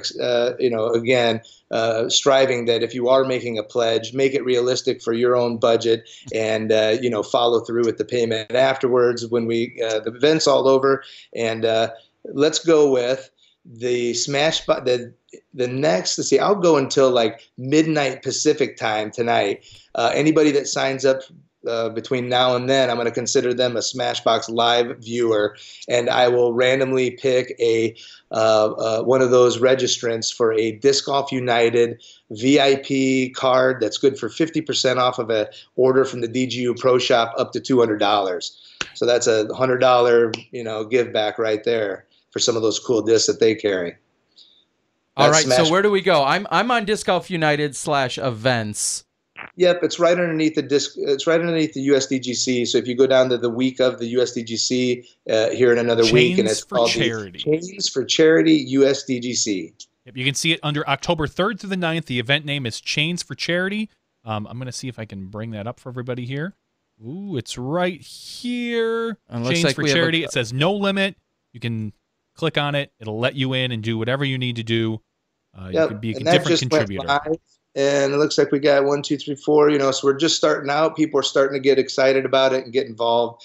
So we're really hoping this kind of snowballs out a little bit. And we've got a nice Edge Chains for Charity Facebook page as well, which we're going to do updates for people throughout the week. Throw Pink is doing an incredible event on Saturday of the championship finals. It'll be actually for the first time the women and girls Throw Pink event will be actually on the Winthrop University campus over towards the Edge Village. So that's a great event to get signed up and encourage folks to come out that have never tried disc golf for the first time, women and girls to play in that event. All right. So just to clarify, and maybe I spaced out as I was trying to think ahead already, when you're selecting these players, ultimately, how are you decide? Will you be able to decide where it's going, or does that the player decide, or how does that, or does it all get split evenly? How does that go about when going to the various charities? Yeah, so the Throw Pink and Edge are working closely together. Okay. Obviously, Edge is going to be supporting all of the Throw Pink initiatives that involve, especially the girls' side of things. We want them to be able to experience the great outdoors and experience a great game of disc golf, as well as some of the other components that Throw Pink is involved with. So yeah, it'll be it's a shared charity between the two. Awesome. Okay, very cool. Now, I think about, for some reason, I think of the Heart of Texas maybe, or the Texas 10 Tour or something along those lines. But has something like this been done in the past, this kind of pledging situation? Have we seen anything like this before? Not that I know of. I mean, of course, just like a lot of things that disc golf does, the great game of golf and the PGA has, similar type of charity programs that, bring in millions of dollars. But at this point, hey, if we can just get all of the SmashBoxx members and the PDGA members and all the just great fans of disc golf, $10, $20, $50 at a time. Edge has been going on since officially as a nonprofit organization since 2004. Edge is already in thousands of schools. There are tens of thousands of children that are being turned on to disc golf. And everything that you guys talked about tonight, everything that Paige is talking about, seeing fans out there and kind of this momentum that's happening in the game. You heard her comment. It was getting the kids involved. And there's no doubt about it that that's where we're at in the sport. And we've been doing it for a long time. In fact, we're really seeing the fruits of that. I've just dealt with 2 teachers just in the last 2 weeks that actually are teaching, but they know of disc golf because they actually played it when they were in school. Wow. So we're starting to get to that point where, the tipping point, as they say, which is another incredible book about, where things start to just hit that spot where, we're all starting to succeed and we're seeing all the great things that we want as far as better courses, better tournaments, more people involved, manufacturers working together. It's just it's a great time to be in disc golf, and I'm excited about this program. Well, and to speak to that briefly, I do think back to, talking to you more than a decade ago when we are thinking about the Edge, the development, and what it's meant. And it's awesome to see and know that some of these people who have been playing disc golf or involved, their kids or other people, their nieces, their nephews, are now, like you said, becoming the teachers, the ones that have grown up with disc golf. So when they get into that position, when they see you or I or whomever at a Phi Ed show or a national or a state Phi Ed show, they're like, oh yeah, of course I'm putting disc golf in my curriculum. It's now a no-brainer. And when we always talk about the youth being that next wave, you and Paige and all of us saying that, that's right here. That's right now. That's starting even more so. And it's been a lot of foundation and a lot of groundwork, but I think we're going to see a lot of that paying off 2- and 3-fold very soon. Yeah, absolutely. And I think, and again, the more people that learn about programs like what Edge is doing, and some of the youth initiatives that are out there with the world championships for the juniors in Emporia and what they've done, and the kids disc golf up in Vermont and Maine and Massachusetts there. And there's just so many little things that are bubbling around. And I think if us disc golfers can really think about the blessed sport that we're in, where for one single $12 disc, we can go and play almost 4,000 courses in this country for free. So think about that, and know that, if I give $10, $20, $50, that all of this funding is going to go to continue to push the envelope and keep growing fans and, lifetime recreationalists. That's really what it's really deep down about, because we all need exercise and we all need to be healthy in our life. So why wouldn't you do it through disc golf, right? I mean, come on. And yet somehow I said just this weekend, somebody said, man, you really hustle around to get a bunch of those shots. I'm like, I don't know how I don't weigh less yet. I'm always running around going after all of these shots. Somehow it's going to catch up with me in the right way. But. Well, we've got, right now I'm looking out here. We've had 3 additional players, I believe, sign up so far, and Terry's 2 of them. I'm one of them, but we have seen Ryan Pilcher as well. Of course. Timothy Johnfro, which is funny. You went in there twice. I put in there Paige and Paige under one thing. So I don't know. You may have to fix my registration. I don't know what I was doing. I was trying to listen to you and register. Either way, I'm in there. Make sure to get out to Disc Golf United. Go ahead and do a pledge. I'm pretty sure Terry says like $100 per birdie. Wow. Is that, wow. That's what he signs up for. That's how he's just disc golf rich. I would do that if Johnny V were there playing and he was representing me. Then I'd be comfortable donating that much. You would still probably have to pay $200 or $300. I don't know, because they don't take away for your bogeys. Darn it. All right. Well, to challenge your friends, root on. The cool thing with the U.S. Championship as well is not only is there basically a player from almost every state in the union, there are players from overseas. I mean, get behind your hometown club person. Get behind somebody that you've been rooting for over the past year, whether it's on the Disc Golf Pro Tour or on the PDGA National Tour. Get behind them, and you'll be able to watch the birdies rack up live, and I think it's going to be a lot of fun for folks. So we wish you guys, of course, were out here. It sounds like the media presence is going to be sweet, but we love what you guys do as well. And it's going to be exciting, USDGC. There's a lot of fun stuff planned. And, I was actually out walking around the course a little bit today. And, again, that energy is palpable. I think we're going to see some cool things. The Edge Village is going to be rocking. We're bringing in several thousands kids. And Des Redding's going to be working with them as well as to Throw Pink. So lots of cool stuff going on. And breakdown, again, I guess I've been kind of spoiled that I've been there for so many years and seen it for myself. But when you talk about the Edge Village and some of the things that happen, or maybe when we see these kids bust in and they're lining the fairways on holes 1 or 2 or hole 5, talk about some of the things that are involved, how the kids get involved at the USDGC year in and year out. Yeah, absolutely. One of the great things about it being here in the Rock Hill area, of course, is, Innova Champion Disc has been grooming the community for years and years. And almost all the schools around here have several permanent holes placed on their campuses. And those kids are exposed to the game. They play it in physical education, so they know what's going on. So they get to actually come out to the grounds. They get to see some great entertainment as far as Bear, the disc golf dog, and some of the other top players that come in and actually do a little clinic for folks. And they get to play some games and rotate around.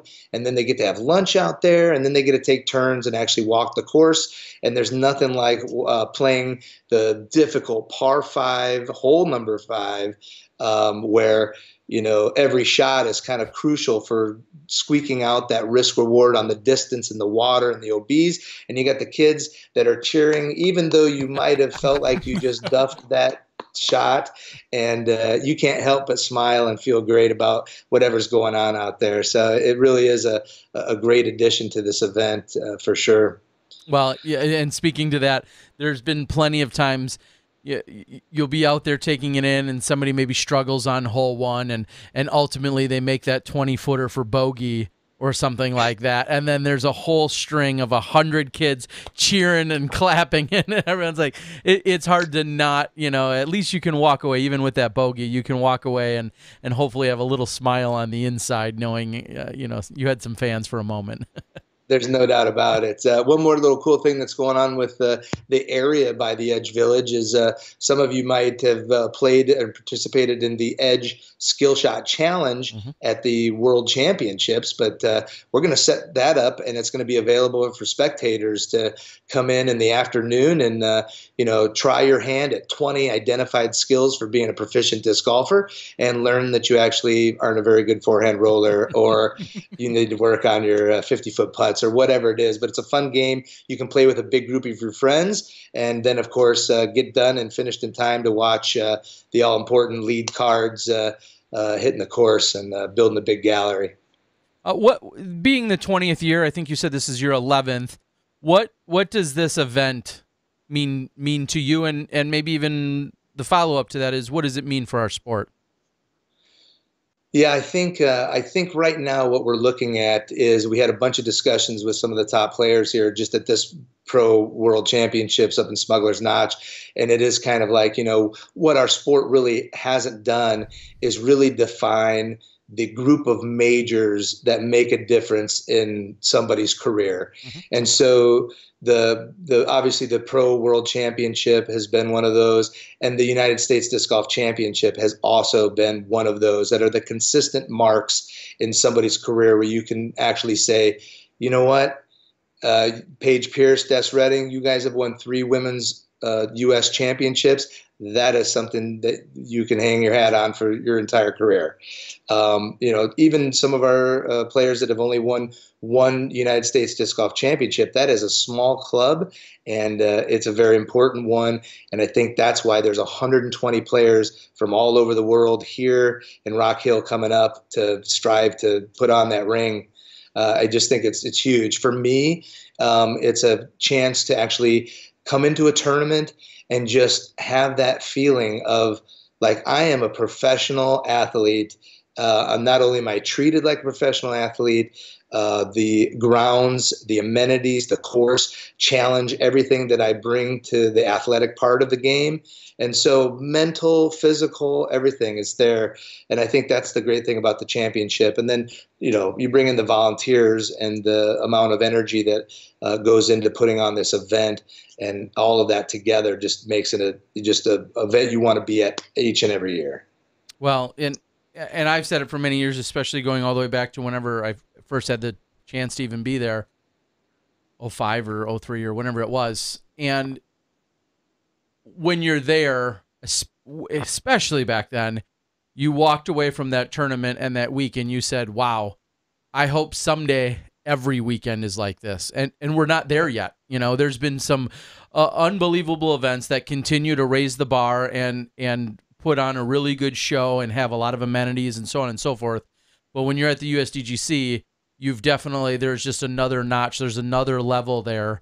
And I think a lot of events strive to have and offer what they do. And now that goes without saying, or must be said, hundreds of thousands of dollars are put into that event. And it's consistently at the same place, and it's in the backyard of Innova. So there's a lot of these built-in advantages that they've done just that. They've taken advantage of, but there's a ton of work and there's a ton of money that goes into it, and that's why it's not duplicated every single weekend. Sure would be nice if it was. Yeah, they were already laying string last week. And they're doing, I know, the traditional for USDGC, 2 layers of string. You've got the ground one, and you've got the knee, ankle to knee-high one, depending on how tall you are. Sorry, Tara.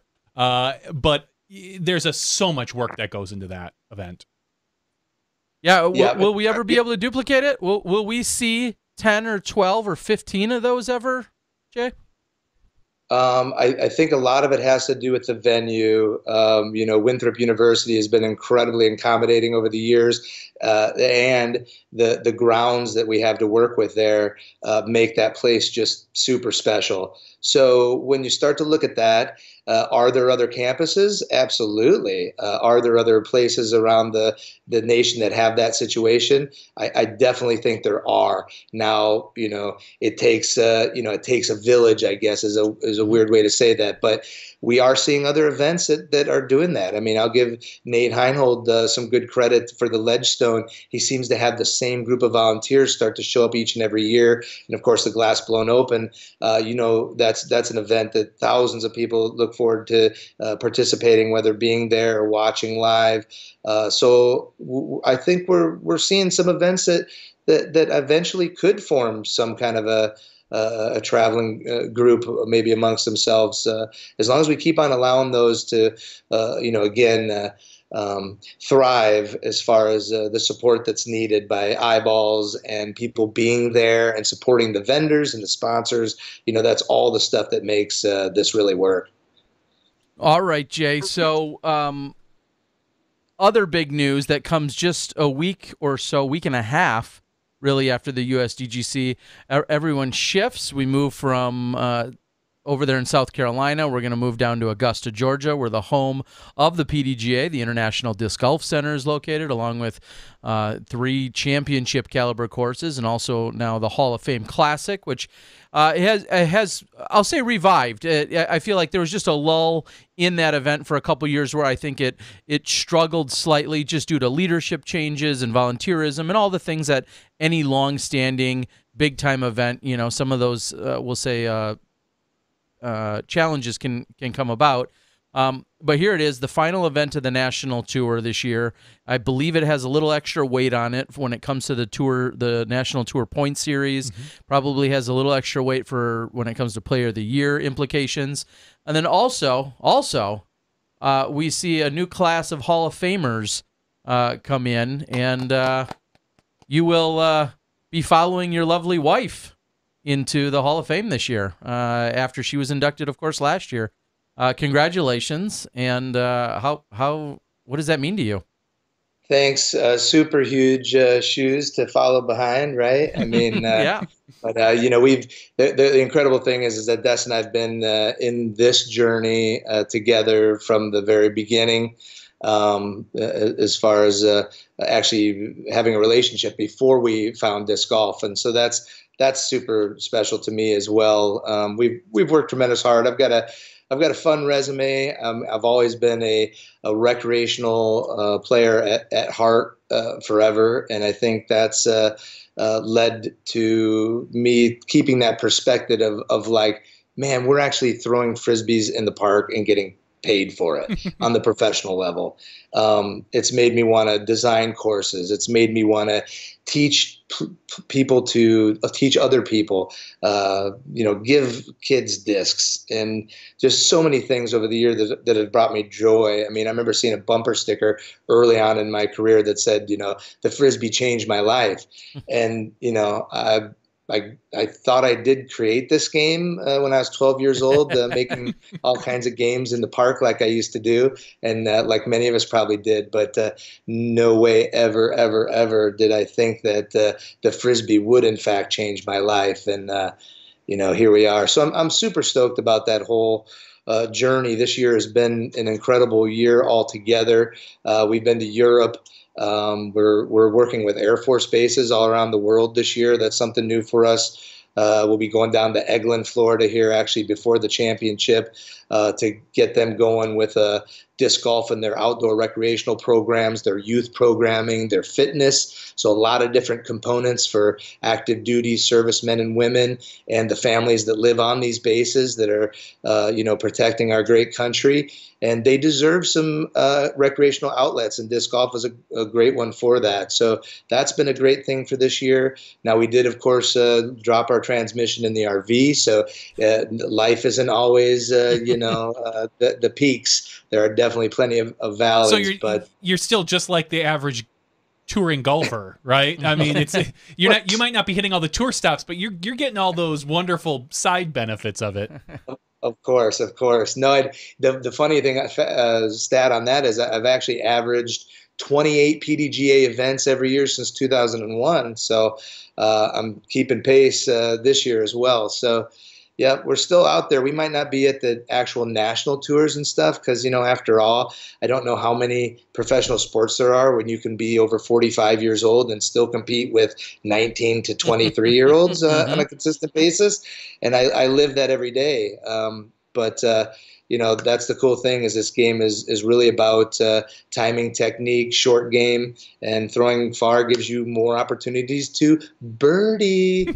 So hopefully, people can rack up some birdie points there. The Hall of Fame Classic is going to be awesome. I do want to say here's a good challenge that I looked at the USDGC registration today, and I think a very close matchup to watch is going to be the world's professional tournament director, Mr. Jeff Spring out of Vermont, with a very similar on paper to the current women's world champion, Paige. It's going to be a battle to watch there. They're on paper. They are very similar there. So I give it to Bjerkes all day. Jeff, I gauntlet out on you, but yeah, I go Bjerkes all day on that one. Although Spring was on the bag the year that Steve Brinster took down the USDGC a few years ago. So you think he's got an inside track? He's got a few inside tracks. He's been at that course as a caddy, I think, multiple years now. So I know he does have a little bit more firsthand experience than Bjerkes does. But I mean, I give the nod. I'll give my birdie bucks to Bjerkes all day long. She's got it. She's got That's it. interesting, because this guy works full time on 2 championship disc golf courses. He's not always in the office, if you know what I mean. It's going to be a good matchup. There's going to be a ton of good stories coming out of there. So everybody should tune in and watch some U.S. Championship and follow us down to the tour. Because one of the really cool things, too, about the National Tour Finals coming up is just like we watched Tiger win that incredible championship this last weekend, there was another side note to that entire thing. I mean, none of Tiger's thunder was lost. However, we all did get caught up on the FedEx Cup finale rolling down there. There was a lot of scenarios that could have happened right there running down the stretch. So there were several players that weren't even really in contention of winning that championship. However, every single shot that they were making down the stretch could have cost or made $10 million. So that's big time. And now that the PDGA has really bumped up the national tour, we're talking about some big money in disc golf rich terms for the PDGA national tour title here coming up. So you guys track that down a little bit. No, you're exactly right. Every point, every stroke, every dollar matters. And I think back to your point about that, I think about A.J. Risley going into last year, and then he shows up. He has a good Hall of Fame Classic showing, and he's almost beside himself when he finds himself in that, I believe it was that 10th spot, that money spot in the national tour last year to take home a check, which was a career-defining moment for him and very much an accomplishment, to finish where he did. So. You're exactly right. All of that stuff matters, and Steve Dodge, on the Pro Tour always talks about points matter. Every single one of those, where, how many points you're accumulating is going to position yourself during those final few rounds or those opening rounds at the Pro Tour Championships. And when some of these guys are guaranteed a grand, all they got to do is show up, and you can be guaranteed a grand. Our sport's come a long way since you were sleeping on my floor. Which the offer still stands when you come through town, but nice. This sport has come a really long way that we're in those positions, so it's pretty cool. It is, and to follow up on your last point there, the Hall of Fame Classic really has done a good job of embracing the Hall of Fame actually being attached to it. So I think they're improving. Last year was the first year, and this year they've got Rec Tech grills involved. So we've actually got some world-class barbecue chefs that are coming in and providing a great Southern barbecue for everybody. That's going to lead right into the Hall of Fame ceremony and the party afterwards. So I think it's a great time for people to, if you're anywhere close by, come hang out in Augusta as well. A lot of good stuff happening there. And of course, there'll be some great coverage that people can tune in. Terry, are you there? I think you were live from there last year. We were live there last year, and I think my obligations. We were live from not actually on the course.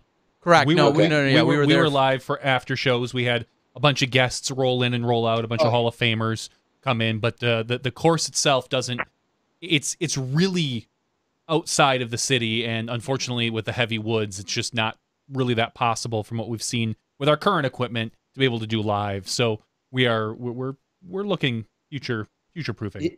Yeah, you guys did some interviews by some disc golf legends, surrounded by boxes and boxes of every golf disc that's been approved by Jeff Homburg and the Technical Standards Committee, and that was just literally. I mean, I was in there. Now that I think about that, you guys were interviewing Des, and I'm just pulling open boxes and looking in these and going like, oh my gosh, this is a unstamped first run, blah, blah, blah. This is the very first disc that this manufacturer ever did. I think Stephen Bamba Rico actually created this disc out of silly putty and put first run stamp on it. And all of a sudden, boom, they've got a company. I mean, it's just great. It's just great. Yeah, it was. It was a lot of fun. And I was live, I think, for a couple of the nights, including the Hall of Fame induction night, and as you said, talked with a few of the Hall of Famers, or a lot of the Hall of Famers that were there that had come into town for it. If there's a way that I can incorporate something of that nature again, I would like to. I think my primary my primary task will be possibly next day FPO footage. But if I can find a way that I can get that accomplished, but yet also have some time with our Hall of Fame inductees or class this year, that's certainly a role I would love to sit into. And I'll admit it's one of those. I think I've said it before on the show. I rarely feel like I get nervous, but sitting down with the legends, as you said, and the true godfathers and godmothers of our sport.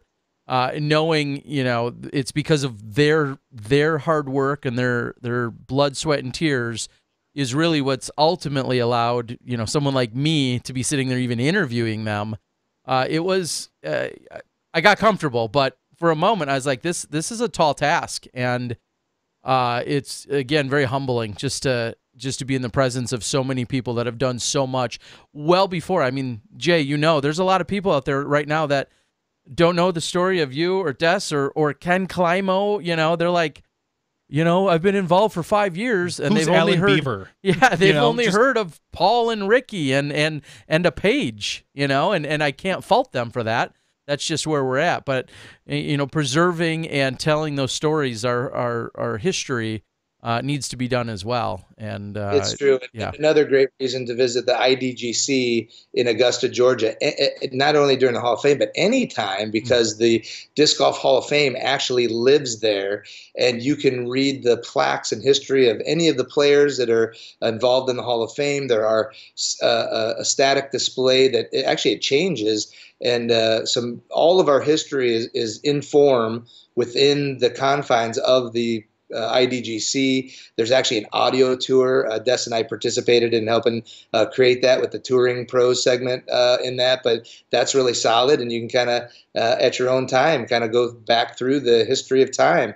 It's a great place to have our headquarters for disc golf.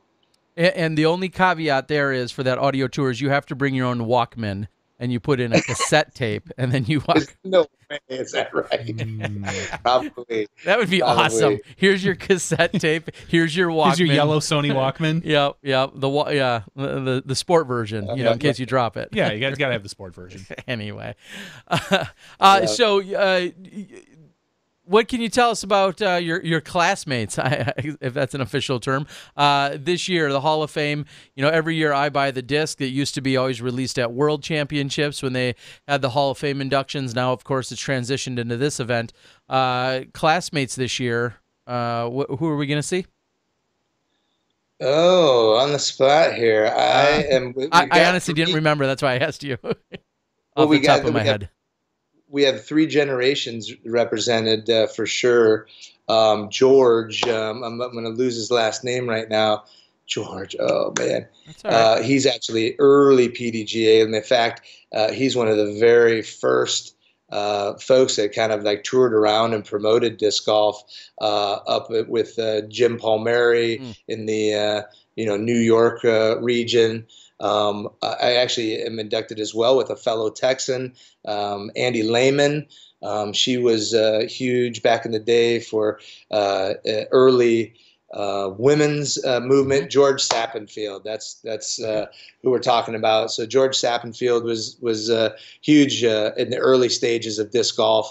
We're going to learn his story even more, and it needs to get out there. And it's really definitely a great time for him to get in.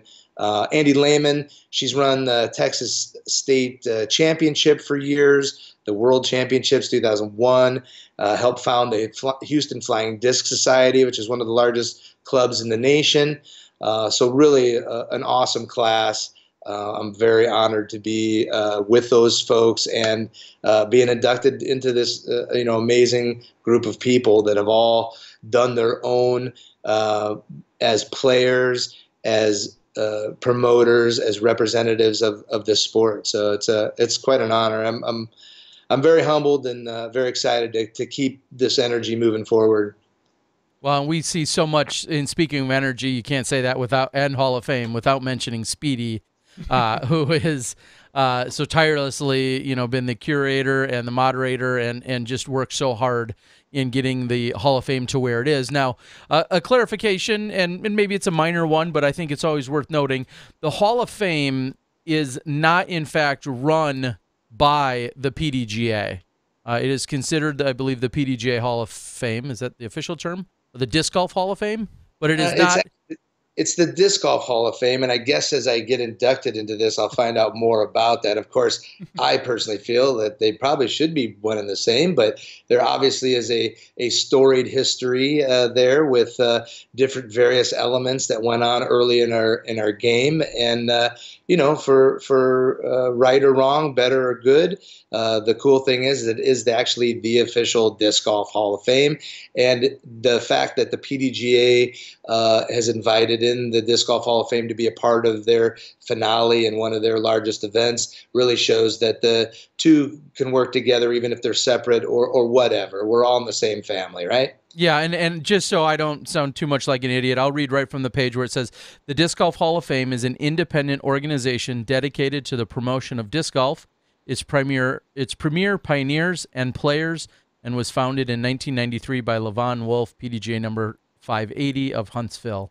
So, and again, I wasn't trying to make that a big deal, but I do like to make the distinction that there is a separation, and like you said, maybe it is all the same when you look at it. It's going to be all have PDGA members in it, of course.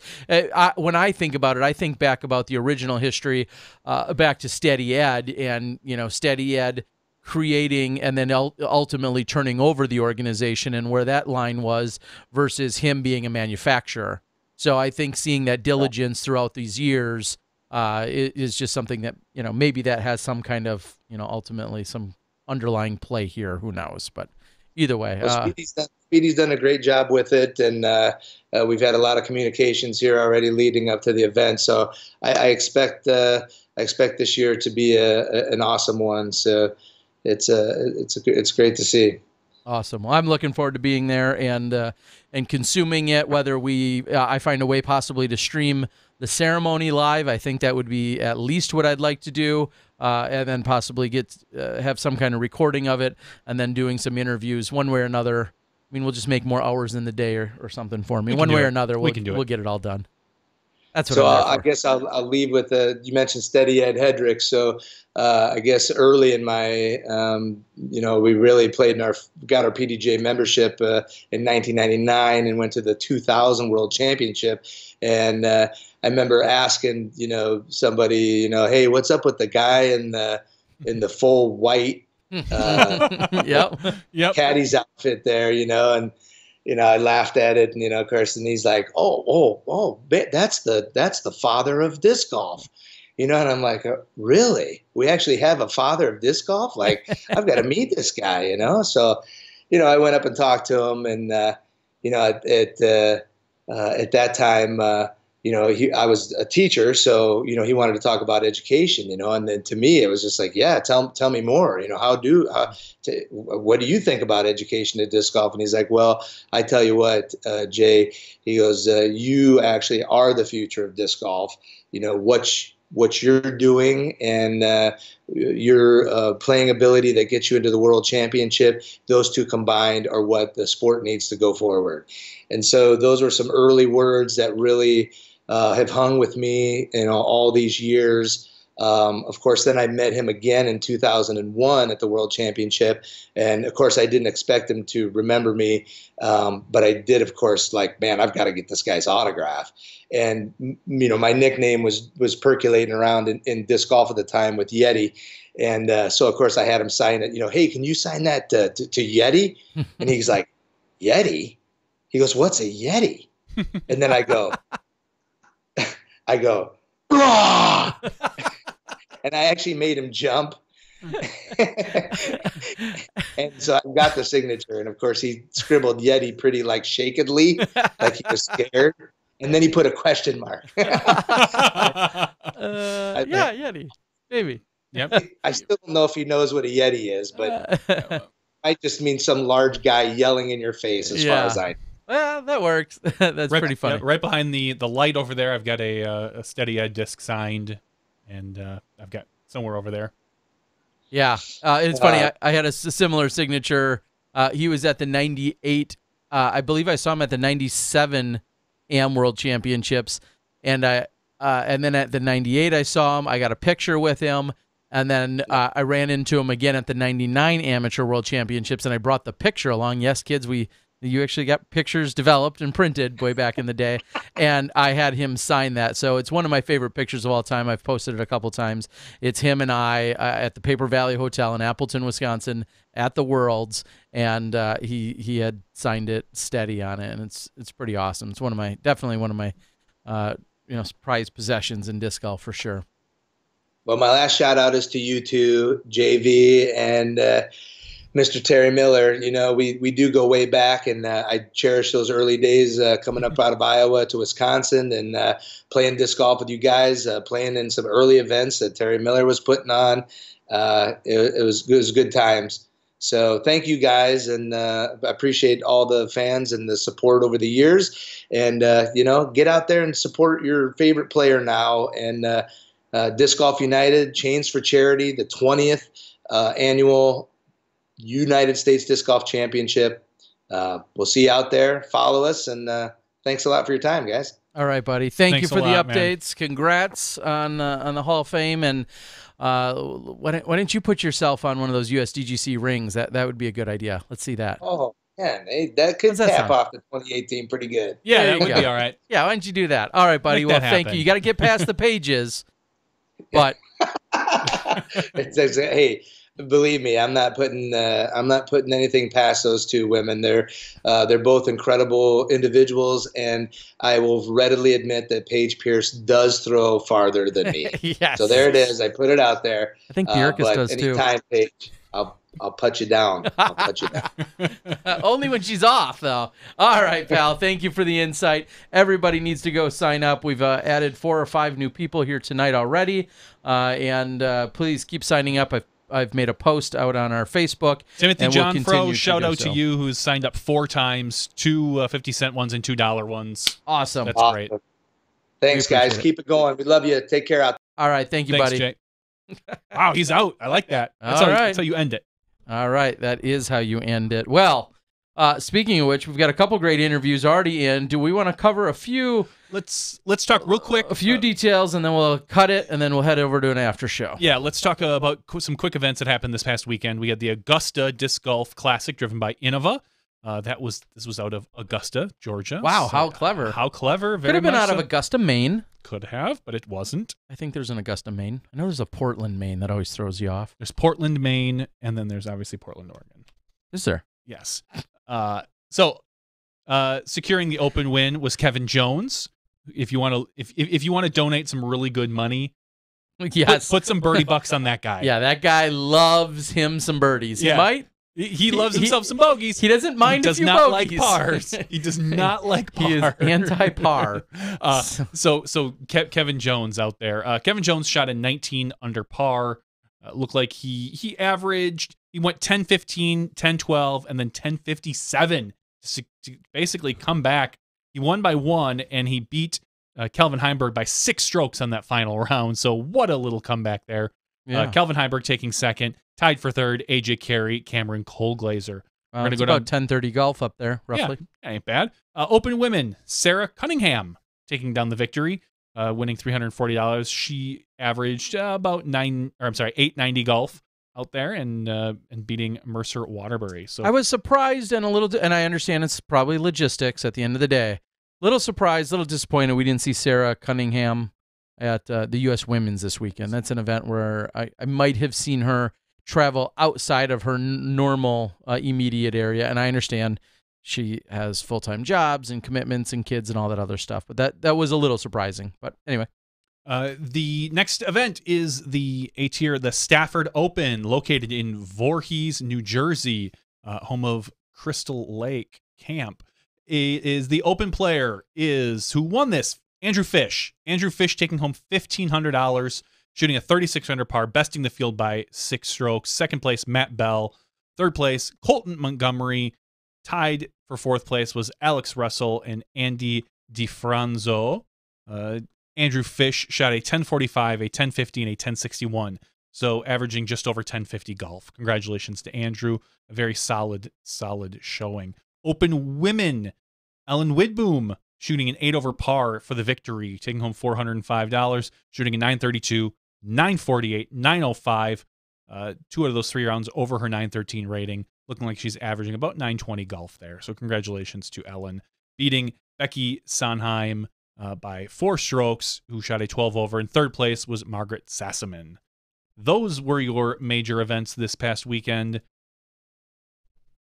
That's all I got for event reviews. All right, that sounds good. I also saw Don Smith on there, relatively small Masters field, but you'd rather win a small field than not win in a small field. So congrats. I saw Don Smith picking up a W over there in New Jersey as well. A little PDGA news. We don't have a lot. Obviously, the world rankings came out today.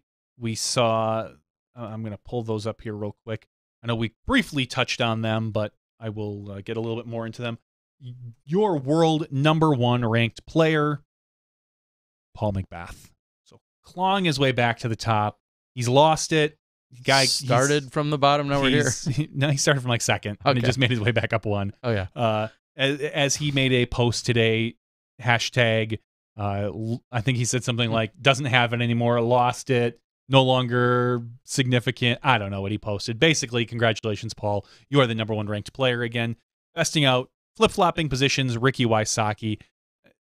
It's kind of funny because there's a lot of things that go into this.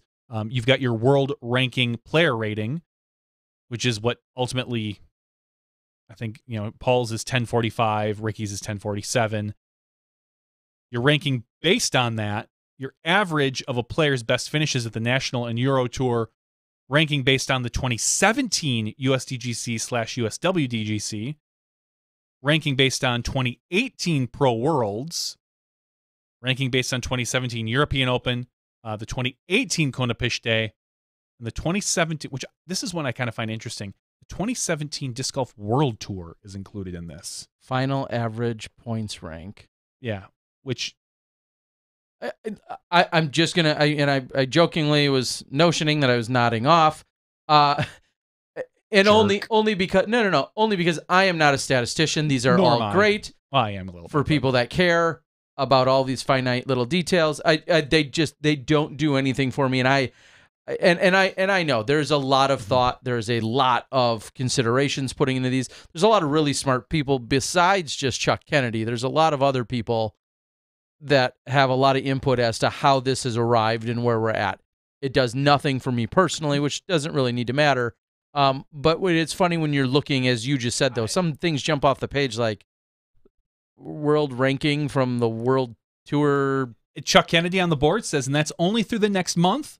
It's going to be replaced by the Disc Golf Pro Tour final ranking. So, which to me are Well, I mean, Right- again, right it's now a they're more- rotating year. Exactly. Right now they're relevant. A year ago, who knows what was going to happen. So you've got Paul Macbeth, Ricky Wysocki, third place Nate Doss, fourth place Greg Barsby, fifth place Paul Ulibarri. So congratulations, guys.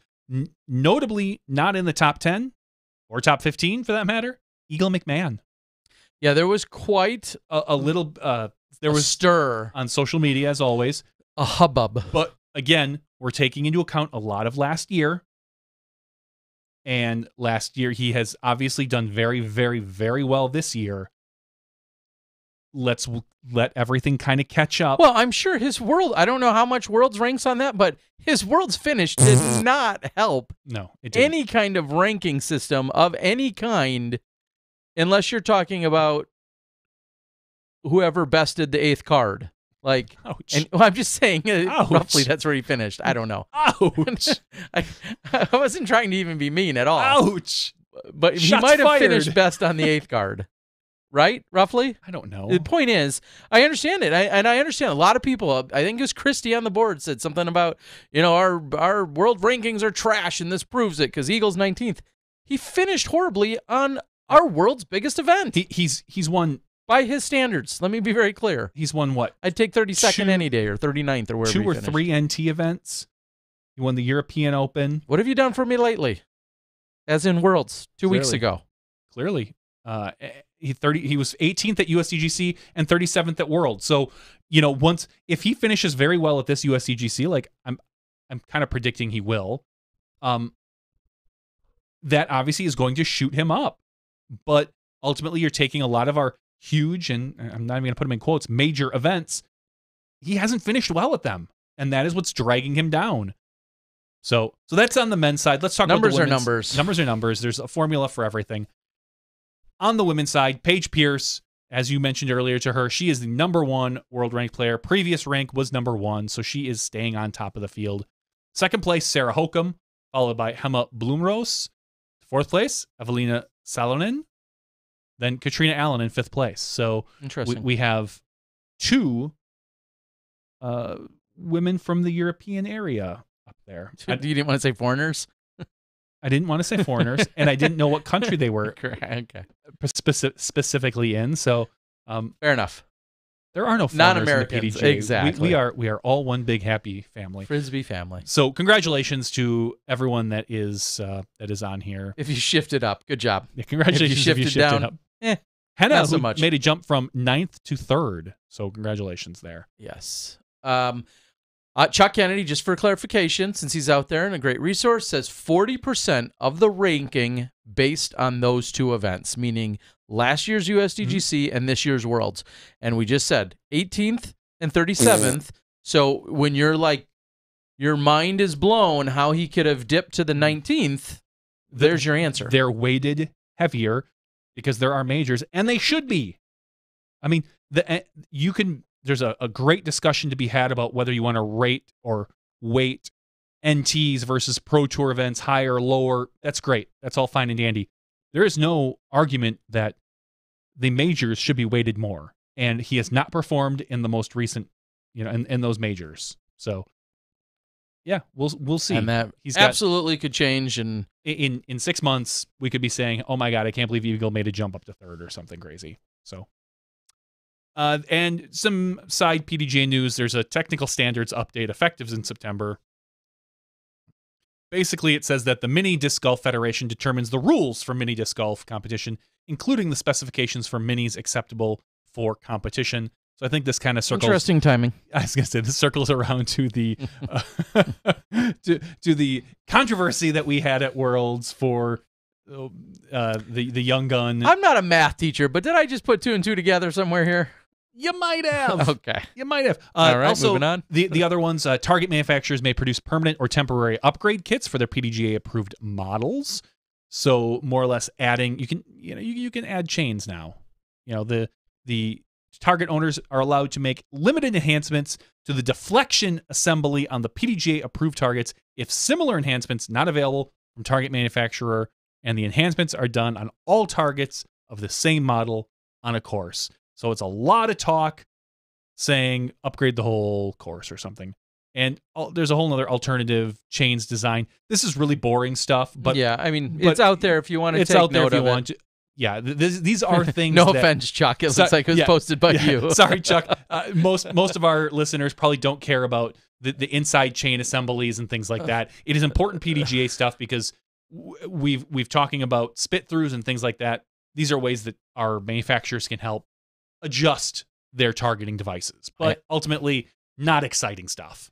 All right, and a few important updates from the board. One, Chuck is on the board, says that mini spec or specification update was written last December 2017, but the update just got approved, and that's fine. Again, interesting timing. I'm guessing the update approval was like, yeah. By the way, you might have written it, but let's get that. And our a previous PDGA memberships manager and all-around awesome ambassador with Throw Pink and other things that she's done is Sarah Nicholson, who celebrated a birthday, I believe just on Friday or Saturday. Happy birthday to you, Sarah. But Sarah privately messaged me and said, Sarah Cunningham is due with their third child in January.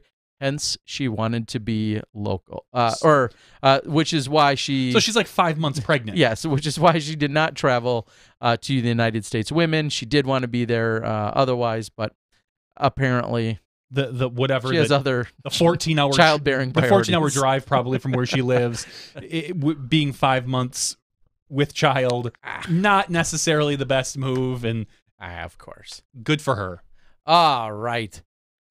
So thank you. I appreciate it. And again, hope you did have a happy birthday, Sarah. And also celebrating a birthday this last weekend. Quick shout out. Lisa Fakis celebrated her birthday. And I think I'll Lisa go, Ficus, both of them. Yes, exactly. Depending on who you're talking to.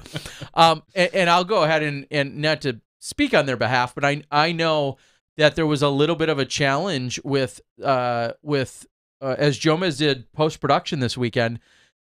First of all, they had a challenge in that you played one round on Friday, no big deal. The problem is with the 1-2-1 format we discussed earlier in the show, there were 2 rounds on Saturday. So when you played on Friday, typically you could come in on Saturday morning, you could get commentary knocked out, and then it could be released Saturday afternoon while you're out on the course getting the next round. Well, the problem is they had a 9 a.m. round Saturday morning, and then they had a 2 p.m. round Saturday afternoon, and then at the end of Saturday afternoon, after 42 more holes of golf, Lisa was one of the women I think locked in to help with the commentary.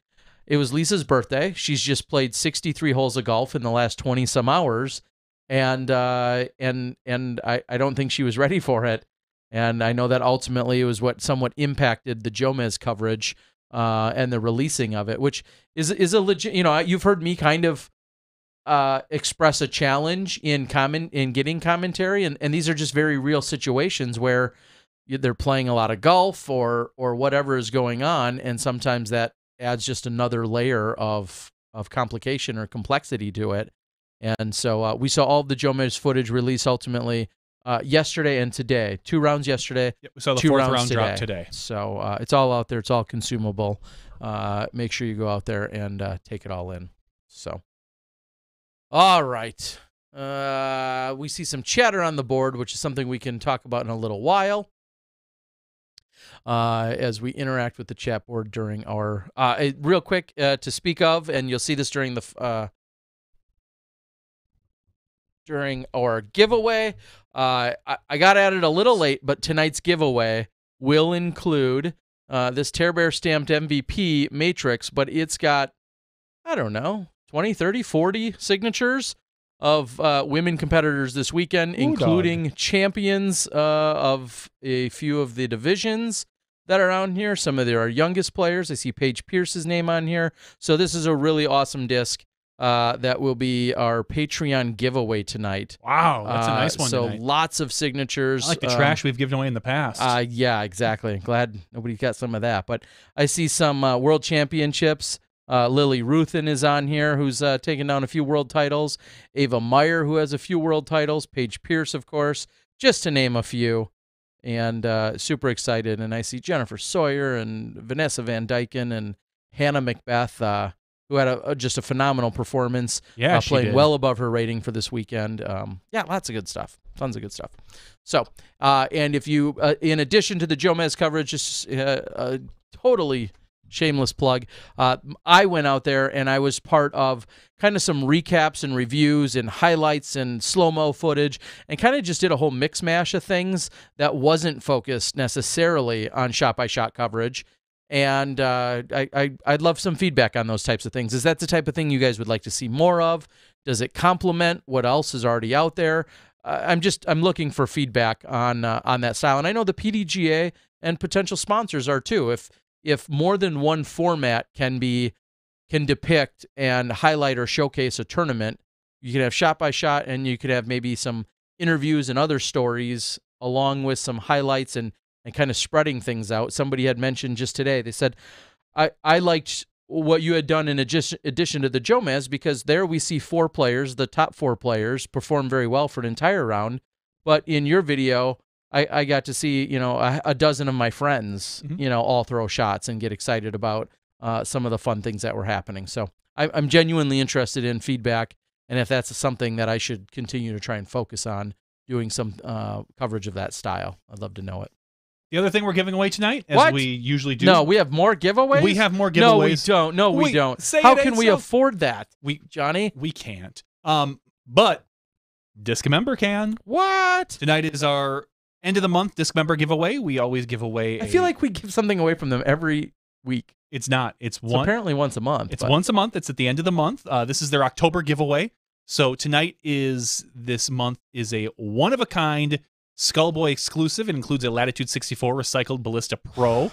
And let me say, all I've been hearing about is the Ballista Pro from all the Team DD members, all the Trilogy, all that stuff. So people are loving the Ballista Pro. A Skullboy Super Soft Tee, a Skullboy sticker, and, as always, a free UDisc Pro subscription, all for $24.99 a month. No way. So that is $25 a month if you'd like to get. Or free for you tonight. Or free if you are a Patreon supporter at patreon.com/SmashBoxxTV. If you feel like you're getting some sort of value out of our podcast, please support on Patreon. If you don't feel like you're getting any value and feel sorry for us, please support on Patreon. Maybe we'll get better. Or not. We make no promises. I said maybe. I know. Or not. All right. Well, we're going to close things out. We're going to have the giveaway. We're going to talk about disc golf and non-disc golf related things in the after show, as we always do. If you would like to chat and interact with us, please do so on the live YouTube chat board. We see some questions and concerns and challenges coming in on there, so we can address most of that come the after show. But I'd like to close it out. It's been a great week. From the bottom of my heart, thank you to all of the just the accolades and thanks and just the graciousness of so many of you while I was out there visiting at the U.S. Women's. That event has a very special place in my heart, dating all the way back more than a decade, when the Wallaces were running it in Peoria, and it's a really special event and a very special time. And congratulations, of course, to all the champions, including our featured guest in Paige Pierce tonight. I'd like to thank Jay Redding for everything that he's doing on and off the course, and we want you to go up and sign up to make some pledges at the USDGC. It's a great way to raise some money for some great causes as well. So for both of them, Paige and Jay and Johnny V and myself and all our Smashies, thank you. This has been podcast 214. We'll see you in the after show when you step inside the Smashbox.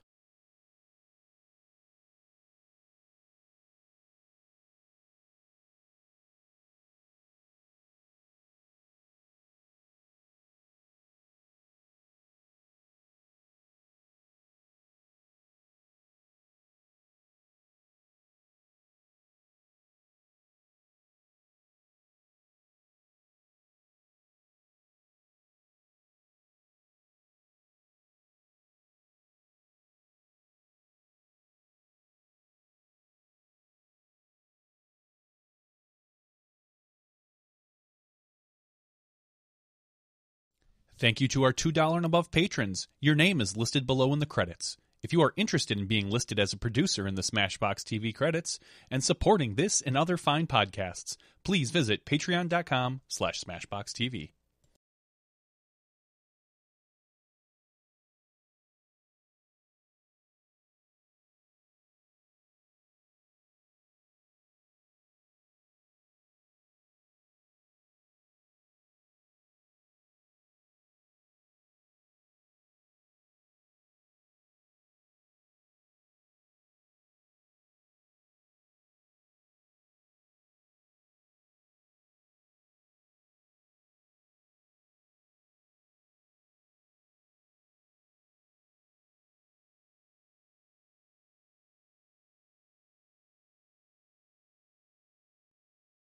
Hello, everyone, and welcome to Smashbox TV's podcast 214, the After Show.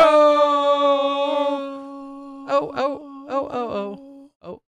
Seth Steinway brings up a good point. Let's talk about how the Scrubs lost, aka the Cubs, and the Brewers are only a half game back. That's cute. After pounding the Cardinals. Yelich for NL MVP. I will agree with that last part. I do think Yelich right now is the front runner for the NL MVP. We'll see how the next couple days go. It is very nice to see the Brewers actually, when things matter, beating the Cardinals, because it seems like even if overall we're doing better than them, whenever things matter, we've in the past always folded to the damn Cardinals. So I'm very happy to see that we are taking the Cardinals out of contention, hopefully. And I know they're still in the wild card, but maybe if a couple more losses, they won't be. All right. I'm wondering if I may. Is that the Cubs schedule right this there? This is the Cubs schedule that I pulled up. 2 more against the Pirates, the Cubs do, and 3 against the Cardinals. Correct. Which again, the Cubs could knock the Cardinals out of the playoffs completely if they play well. As a Brewers fan, it's a really hard decision. I almost want to see the Cubs lose so the Brewers get the NL title, but it would be really nice to see them knock the Cardinals out. So it's going to be so tough. So tough. We'll have to see if I come up with some plans this weekend. For both of us, really good seasons in general for our particular teams. Brewers are playing very well, and it's a fun team to watch, even with our limited pitching this year that we've had a couple injuries. So it's a good week. It's a good month. And a good year. All right. Well, that's we're talking baseball. That's the baseball sports. Updates. Talking sports here in Smashbox. The Packers lost, I heard. I didn't watch a minute of the game. I was covering women's disc golf. They just keep throwing the flags on the Clay Matthews guy. The guy with the hair, and every time he touches a quarterback, they just throw a flag. Who's got longer hair, Clay Matthews or James Conrad? Conrad. Okay. All right. Total side note. All right, let's take a look at what we're seeing on the board. Tonight, of course, we're going to be having a giveaway, as we always do. We're going to be giving away a disc member package for the month, and we're also giving away a very sweet Tear Bear stamped, but more importantly, and autographed by dozens of women at the United States Women's Disc Golf Championships. We'll be giving that away as well tonight to some lucky Patreon subscribers. I'm going to quickly side note to Patreon. It's similar, but not. As some have saw on my YouTube yesterday, YouTube sent me a note, and I'll be somewhat transparent here. Some of us who put videos on YouTube, Central Coast, Jomez, myself, there's money that can be made because of YouTube directly, not Patreon, but actual YouTube. Jomez, Central Coast make lots more money than I do. They have a lot more views. They have usually I'll say higher profile events and cards, and they have amazing production value, all that stuff, whatever. So they make a lot more money on YouTube than I would. However, YouTube out of the blue yesterday said, yeah, we're turning off, it's called monetization. We're turning that off on your channel. You're suspended for 30 days. You can reapply in 30 days, but we're turning it off. You make 0.00 from us. At first I thought it was spam, and I hoped it was, but when I looked into it further, it's not. And then I got really frustrated with their support chat, we'll call it. And they kept pointing me to somewhat vague links about possible situations, and they said, we can't tell you exactly what videos are in violation. They're telling me that I'm in violation of duplicate videos, which is an understandable concept. They don't want someone to take a viral video and then post it on 8 different channels, and having that person more or less have 8 different channels be able to dominate YouTube or the algorithms and make all that money times 8. So I understand the concept. The problem is, at the beginning of the year, the agreement I entered into with the Disc Golf Pro Tour is, hey, we're going to put out the women's coverage for all these Pro Tour events right an hour before the event goes live. By Tuesday, Wednesday, and Thursday, we're going to repost those on both the Pro Tour channels and my Disc Golf Guy channel, because I've edited all those, but we're going to put the final commentary track over it, and I'm going to release it in higher resolution than what we put out on Smashbox. So my guess is that because I put a copy of everything I did this year on the Pro Tour channel, and then also put it on my Disc Golf Guy channel, I'm guessing the nifty little algorithms at YouTube hunted that down at this time and said, yeah, there's duplicate videos out there. Although they won't confirm exactly which videos they are. That's just my educated guess.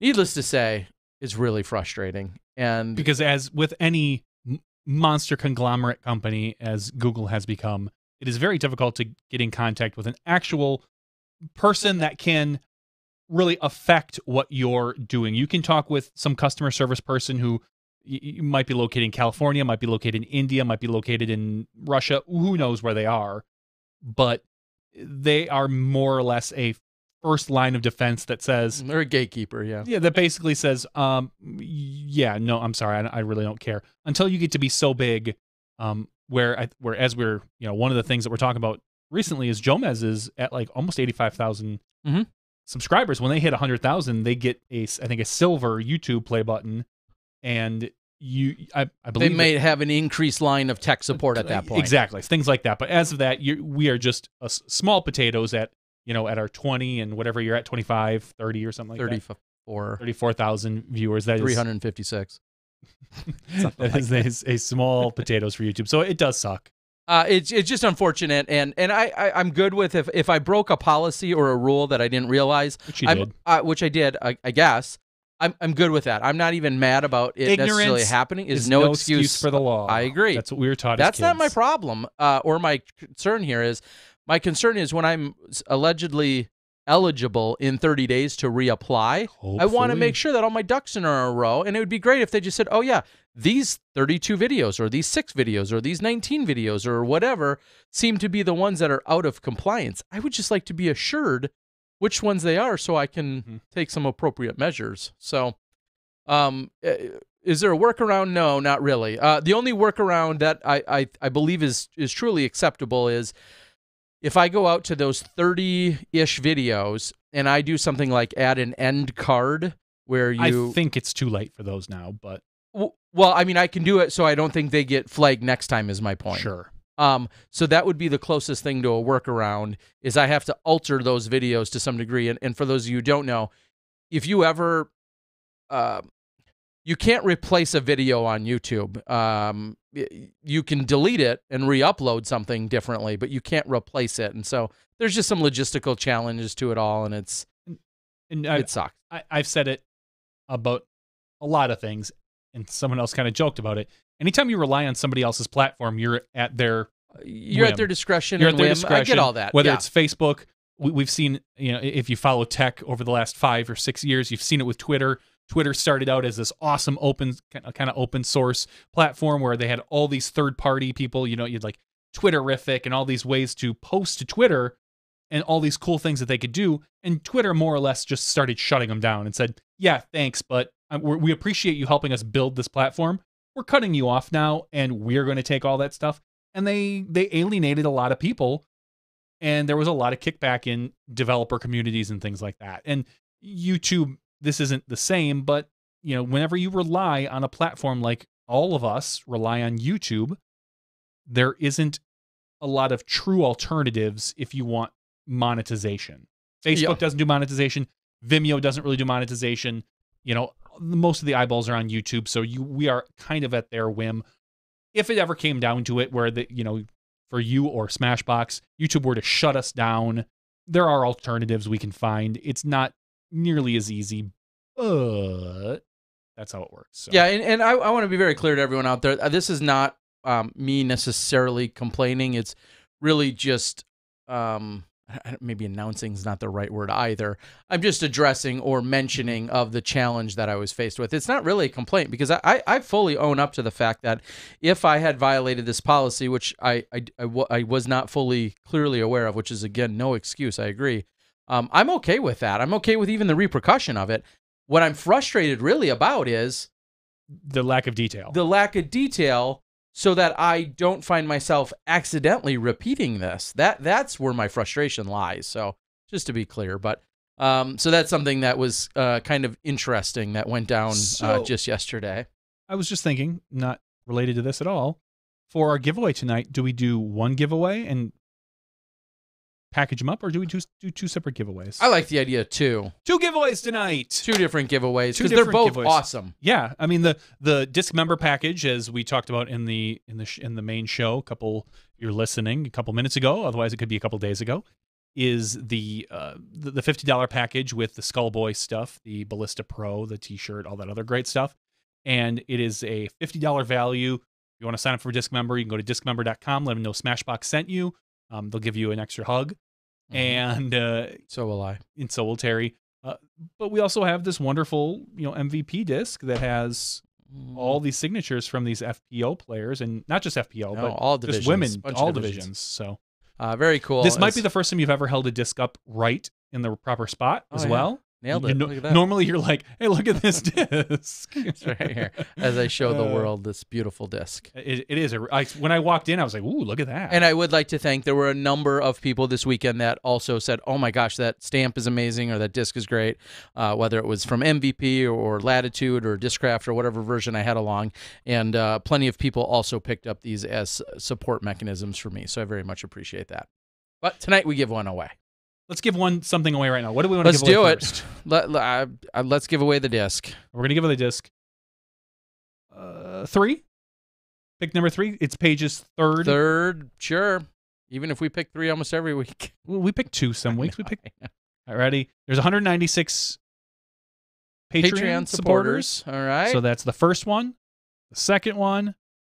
I'd be 169. Which almost looks like I-69, which isn't far off of the highway where we were this weekend. So fitting. Anthony Farrow. Did he win last week? Maybe not last week. I know he's won in the past. Well, yeah, he's won in the past. It's funny. And the funny thing is, I sorted these based on age of the Patreon supporter. So the longer you're how old they are? No, the longer you've been subscribed, because that's creepy. The higher, no, I'm sorry, the lower on the list you were. So that's why Anthony has been around for a long time. You'll see like our very lowest one. Well, you can't see because I turned it off. Dominic Sawtell, who was one of our very first supporters, and yeah, so that is interesting. So Terry's going to look at the last time Anthony won FAUROT. Don't know the last time he won. You threw an E at the end there. There you go. Well, I know something was sent at one point, but then again, my emails, sometimes the Googles are hard for me. The Googles are hard for you. Do you have an email address you could search for? Either way, we'll look that up. All right. I had, as long as he didn't win last week, a random conversation piece that had just slipped my mind here in the after show. All right, so with that, until I think of it, I'll take a look at what we're seeing on the board. Yeah, transferring, talking about platforms. Let's just face it, as you said, it's not even just a money thing. It's very much a challenge that if you go to, looks like December. It was back in December. Okay. So it's been a while. If you go to any other platform, it's just a matter of, I mean, YouTube is the biggest, most popular for produced videos right now. And that's large in part the user base there, and it's also just the algorithms and the distribution and everything else that's available. Obviously, if we were just talking exclusively, if I was going to start a brand new, if you were to, go ahead. If we were to restart SmashBoxx tomorrow from scratch, would there be a greater emphasis on Twitch or not necessarily? Still not, because that's such a gaming-based platform? Well, it's still very gaming-based, but they do have their IRL channels, which is their in real life, where they are expanding more towards esports, which is still gaming, but also cooking and makeup and things like that. They're trying to be a YouTube. The weird thing about Twitch is that it really highly focuses on the live, like the right now. What's not so much like, hey, I recorded this, I'm going to upload it and have all my viewers go check it out.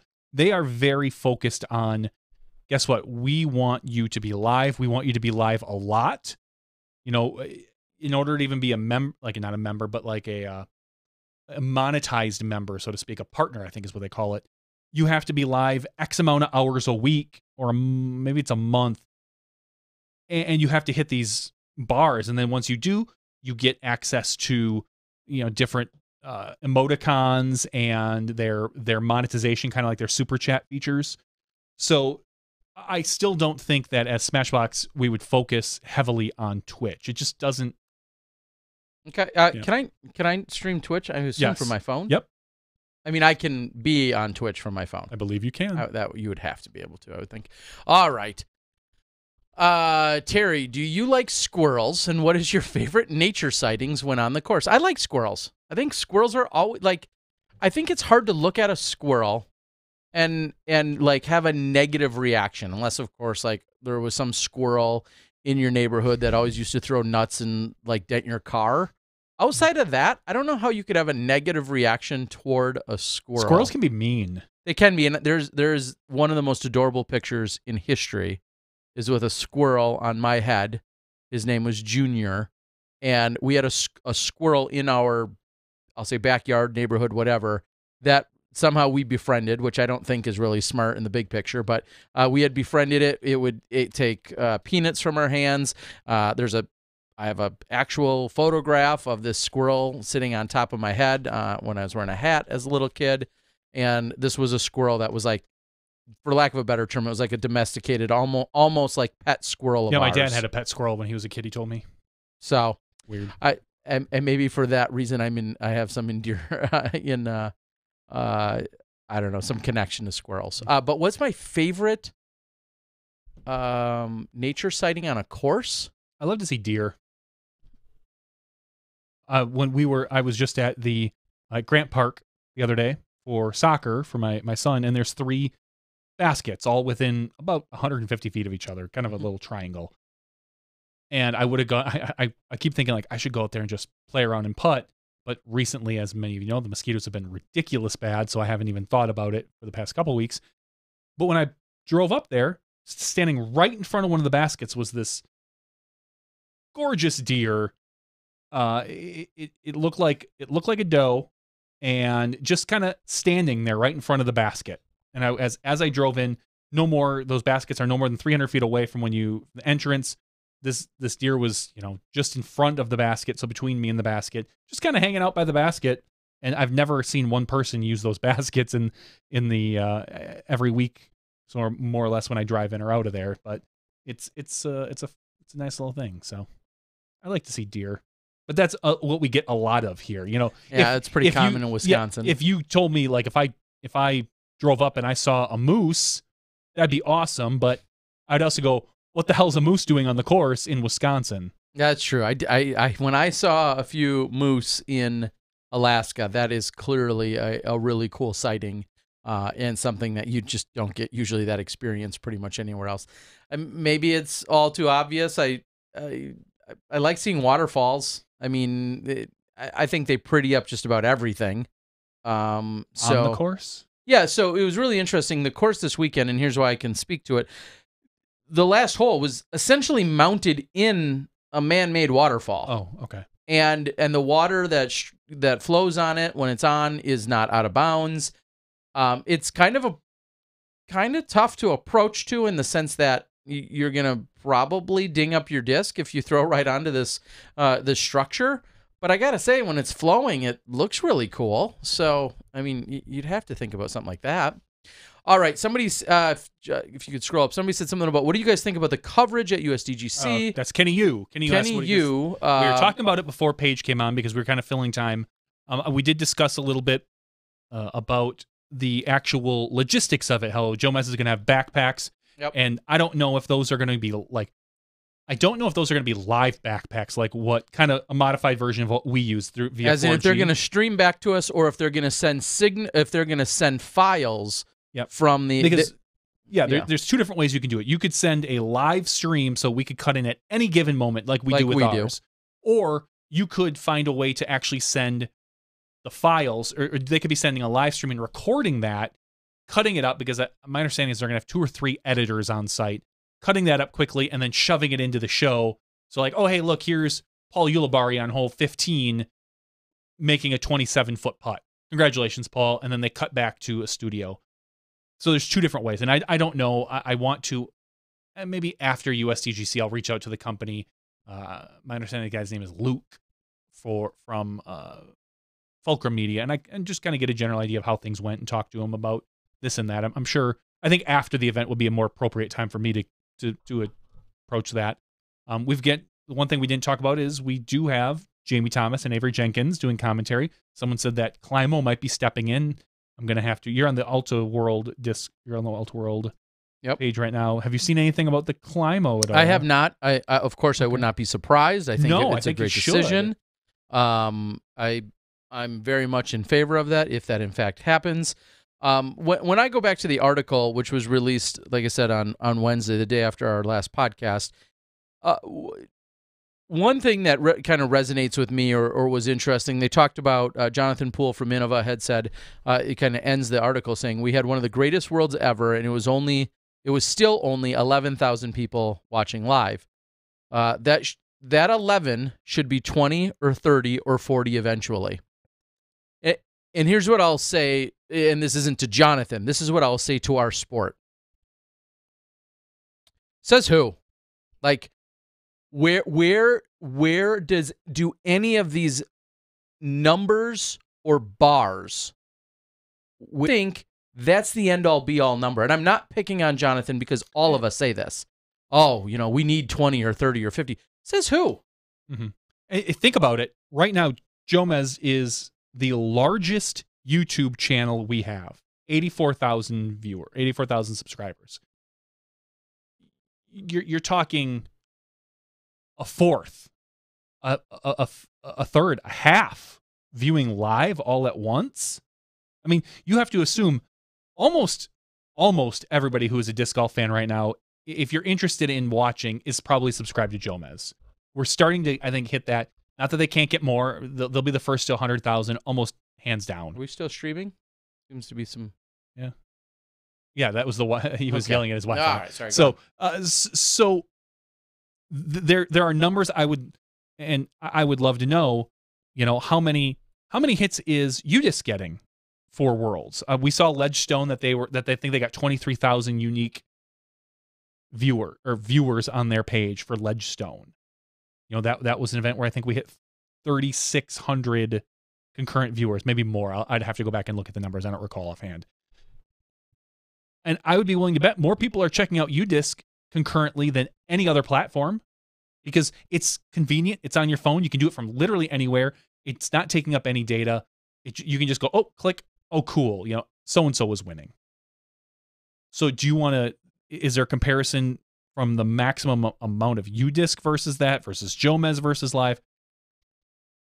And the wording probably should have been 11,000 when it could be 20,000, 30,000, or 40,000 eventually. Not should be, where it could be.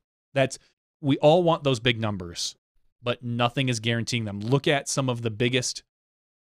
Jamie Thomas always likes to compare us to esports. Mm-hmm. Let's look at some of the numbers they're getting, because they're hitting 100,000.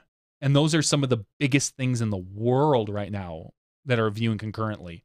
100, 150.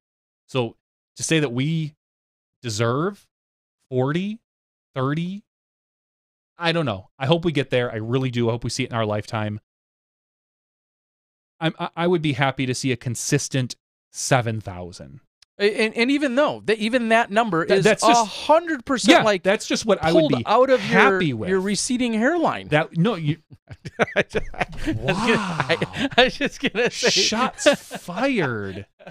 I was gonna say pulled out of a hat, but then I thought you don't wear hats, and then I do sometimes. I wear hats this weekend to golf. Anyway, but no, I'm saying I think it would be awesome if in the next couple of years when we booted up a stream like, hey, we're gonna have Jonesboro this weekend, that we were like, oh, cool. We're kind of right now we maintain around 2,500. That's kind of where, depending on who's on and whatnot, you're like, okay, cool. We got 2,500. I'd like to see that in the next couple of years at about 7, or it's like, oh, cool. We're at 7. Sure. That's a level for me. I don't think. Yeah, the sport would have something major would have to happen in order for us to really jump up above that regularly. I think, and who knows what that is? That could happen next week. It could not happen for 50 years. Like there are no. It's to me. It's what I get irritated. I've grown to get irritated over a harping or a focus on any specific numbers, because they're nothing more than an arbitrary number that someone is saying or thinks is important. Yeah. And to me, that's what it just kind of rubs me wrong. And again, that's not at Jonathan, because maybe whether it's UC or Steve Dodge or us, whoever comes up with a number, it's just that. It's a number. Everyone is placing. I'm getting more and more concerned about. I don't know if I care if there's 2,300 viewers or 6,300 viewers. I want them to be, who's ever here, I want them having the best possible experience. And this kind of just segues right into a comment that does pull back a little bit from something UC and others have said, is we're catering to the diehard or the hardcore fans. Yeah. Guess what? They're the most loyal. They're the ones who clearly care. So I want the experience for our hardcore fans to be as good as possible. And if you want to tell me, well, and I think it goes to the bigger picture too, and a little bit higher philosophy, which is, would you rather have 100,000 followers of people that scroll through you and barely pay any attention to you, or would you rather have 100 dedicated followers that clearly engage, interact, and are appreciative of what you're doing? And so to me, they're just numbers. And of course, bigger numbers sound great, but all of us at one time or another have thrown out, just as you said, 7,000, whatever that number is. It's funny how we've gotten hung up all these years on what some are claiming is a big number. But you go ask the International Knitting Association and say, hey, how would you like 3,000 members or 3,000 live viewers of your knitting championships? They may think that's insane and an unbelievable number. Like, why are we so hung up on comparing our numbers to any other arbitrary bar set by someone? And I will be really interested to see the approach that they take on this particular broadcast. I mean, if the feeling is we are catering to the hardcore, which I like, and the people who really want to watch disc golf, like they want to feel like they're on the course, they're there for no one's there probably except for us for the full 4 hours, but they're coming in for half hour, 40, an hour, 2 hours at a time, and people are really interested in that. I think this maybe feels like they're going to go a different route. This is, as I said, going to be a studio-based show. I think we're going to see a lot of guests in the studio as people come off hole 18, because their booth is going to be on hole 18. This is a very similar model to what we saw at Disc Golf Planet when you and I worked for them many years ago. They had a booth right between hole 18 and 3. And there was an entire trailer set up there where we were doing switching and whatnot. They had a monitor. You had everyone stepped in, everyone from Mace Man to Dave Greenwell doing commentary. Jim Oates, Crazy John. All of them were in and out as primary commentators. And so that's what they did. And they had a static camera at 17, which got all of 5 and 17. And they had, at the time, the roaming camera only could go as far as line of sight. Now, I think hopefully we're a little bit beyond that. So this is very similar to that. I'm hoping this is obviously a much more polished version where I think we're going to see some really nice assets, some really good graphics, things like that are going to make it look a little more professional maybe than what we have had in the past. I'm going to be curious to see the interest level in that versus the interest level in hardcore, because if they do this, and I don't think this is going to happen because it's USCGC, they peak out at 2,500 viewers. We're going to know. We'll have any, what has been proven at that point. Are you going to look at it and say, well, maybe that's not the right way to do it. Maybe they do just want lead and second card. Just give me the golf. I don't care about hearing what Paul Ulibarri or James Conrad say when they get off the course. Like, oh, how'd you shoot, James? Well, I parred this one, I birdied this one, I had a nice putt here, blah, blah, blah. Maybe they don't care about that. Maybe they want. We'll find out. Yeah, and I'm really excited. I truly do wish them the best of luck. if we weren't going to a wedding on Saturday, I would be there. I would fly down there and just take it in, check out all the computer and tech stuff myself, and watch the golf. We've said for a long time, I can't wait until someone comes in and tries to outdo us, because they will either realize how difficult it is and fall on their face, which I don't think that's going to happen, or people are going to see, look what we can do with a bigger budget. Like, I guarantee you the money that's going into this, 30, 40, okay? Just based on the number of people, the days, things that technology that they're doing. If they're doing what I think they're doing, that is the number I'm guesstimating. And I would say I have a better than most guess at that. I heard it was going to cost $150,000. I heard it was $1 million. I heard they're getting Bob Costas in. Or Bill Cosby. Ooh, no, Bill Cosby's going to be busy in jail. Okay, maybe not. I hear all sorts of rumors every day. I don't know. but yeah. It will be very interesting. Here's my quick take on it. I think we're going to see a lot less golf than normal, which, as Johnny just said, who knows how that's going to be received. Or a lot of holes 17, 18. And when we do see it, I think we're going to see a lot of hole 17. A lot. So I think we're going to see less golf played. I think we are going to see a lot of interviews, a lot of great people stepping in. That's what I think we're going to see. And just like Johnny said, I'm incredibly excited to see how well it's received. Because guess what? If they do something really well, there's a good chance we could borrow from it. We're going to learn from it, no matter what they do. I prefer the term steal. No matter what they do, we're going to learn from what they're doing, and we can make our own assessment. We can take the good with the bad. Mm-hmm. But I will say this: I think you're going to see far less golf than what you're used to, and you're going to see a lot of hole 17. And that's just a guess from by nothing more than my previous experience of being there, and by what the article has stated. Now, when I want to clarify a little bit, when you say less golf, we're going to see a more variety of players. Correct. You're going to see less, a lot more faces. Yeah, you're going to see less of the lead card probably. Oh, no. I think you're going to see less of the lead card, and I think you're going to see less golf. Really? Just you think golf. Less golf overall? I think we are going to see a lot of faces in the studio, and albeit Jamie and Avery, and then as they bring in guests, whether that's a Climo or the hot round that comes in, they're going to have access to all these players, which is awesome.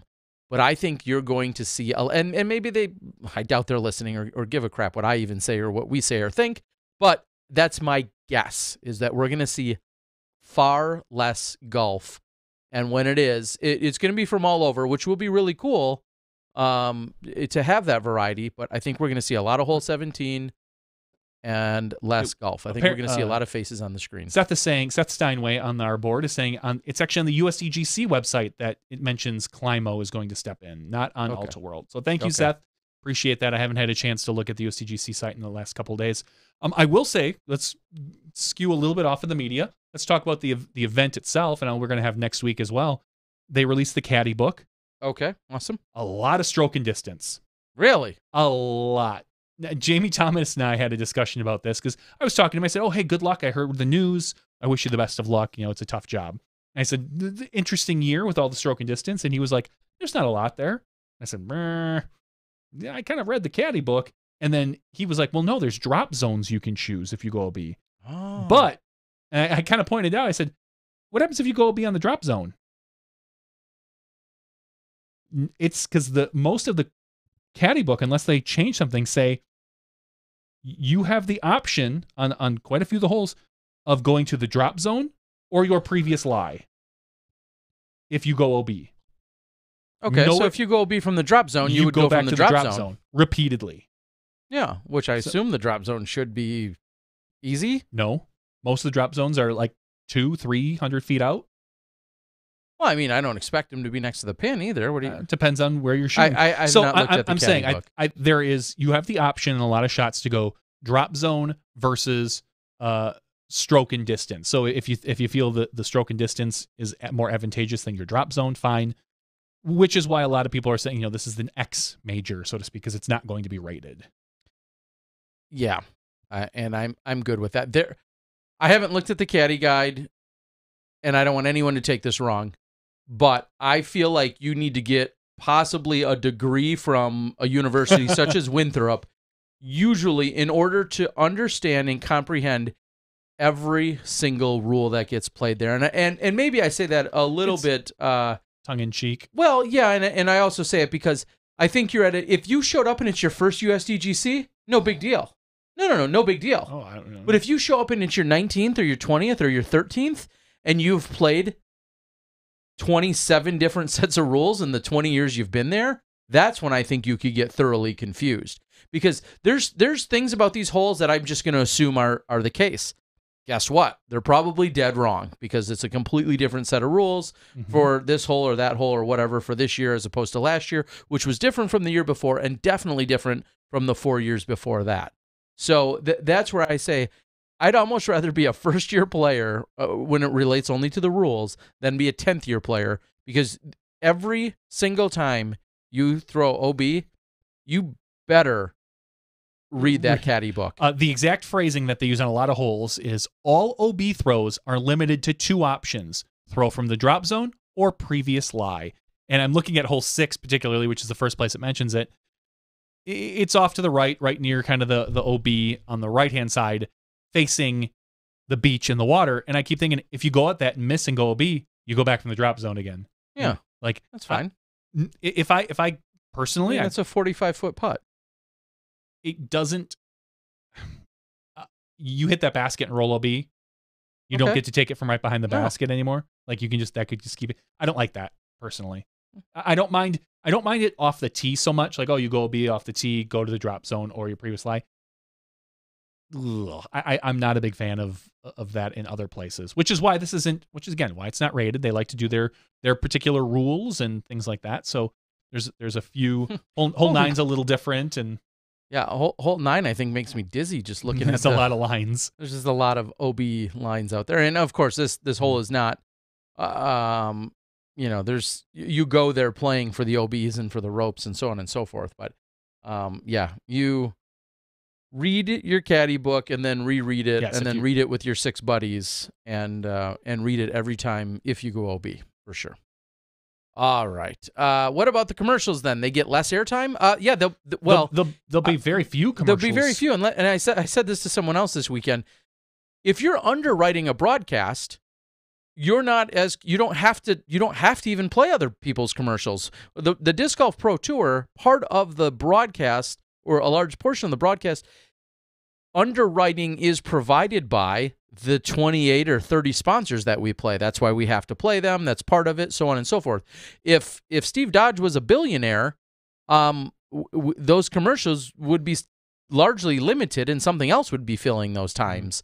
And now when Innova's essentially writing a check to have this live coverage, and there's not a lot of other people that they have to answer to because they're underwriting the event and the live coverage, you'll probably see some Innova and Innova family-based commercials, but not nearly as much. And I think instead of going to a commercial to fill an extra 30 seconds, I'm guessing they're just going to come right back to a booth where they're going to be comfortably at anyway. So yeah, I think you're going to see a lot of that. I'm really excited. As am I. I really want to see what is pulled off and what can be done, and like the way they handle it. I mean, as with any broadcast, you're going to get so much negative feedback. I want to no matter what you do. I want to take all that in. I want to take in all the positive feedback.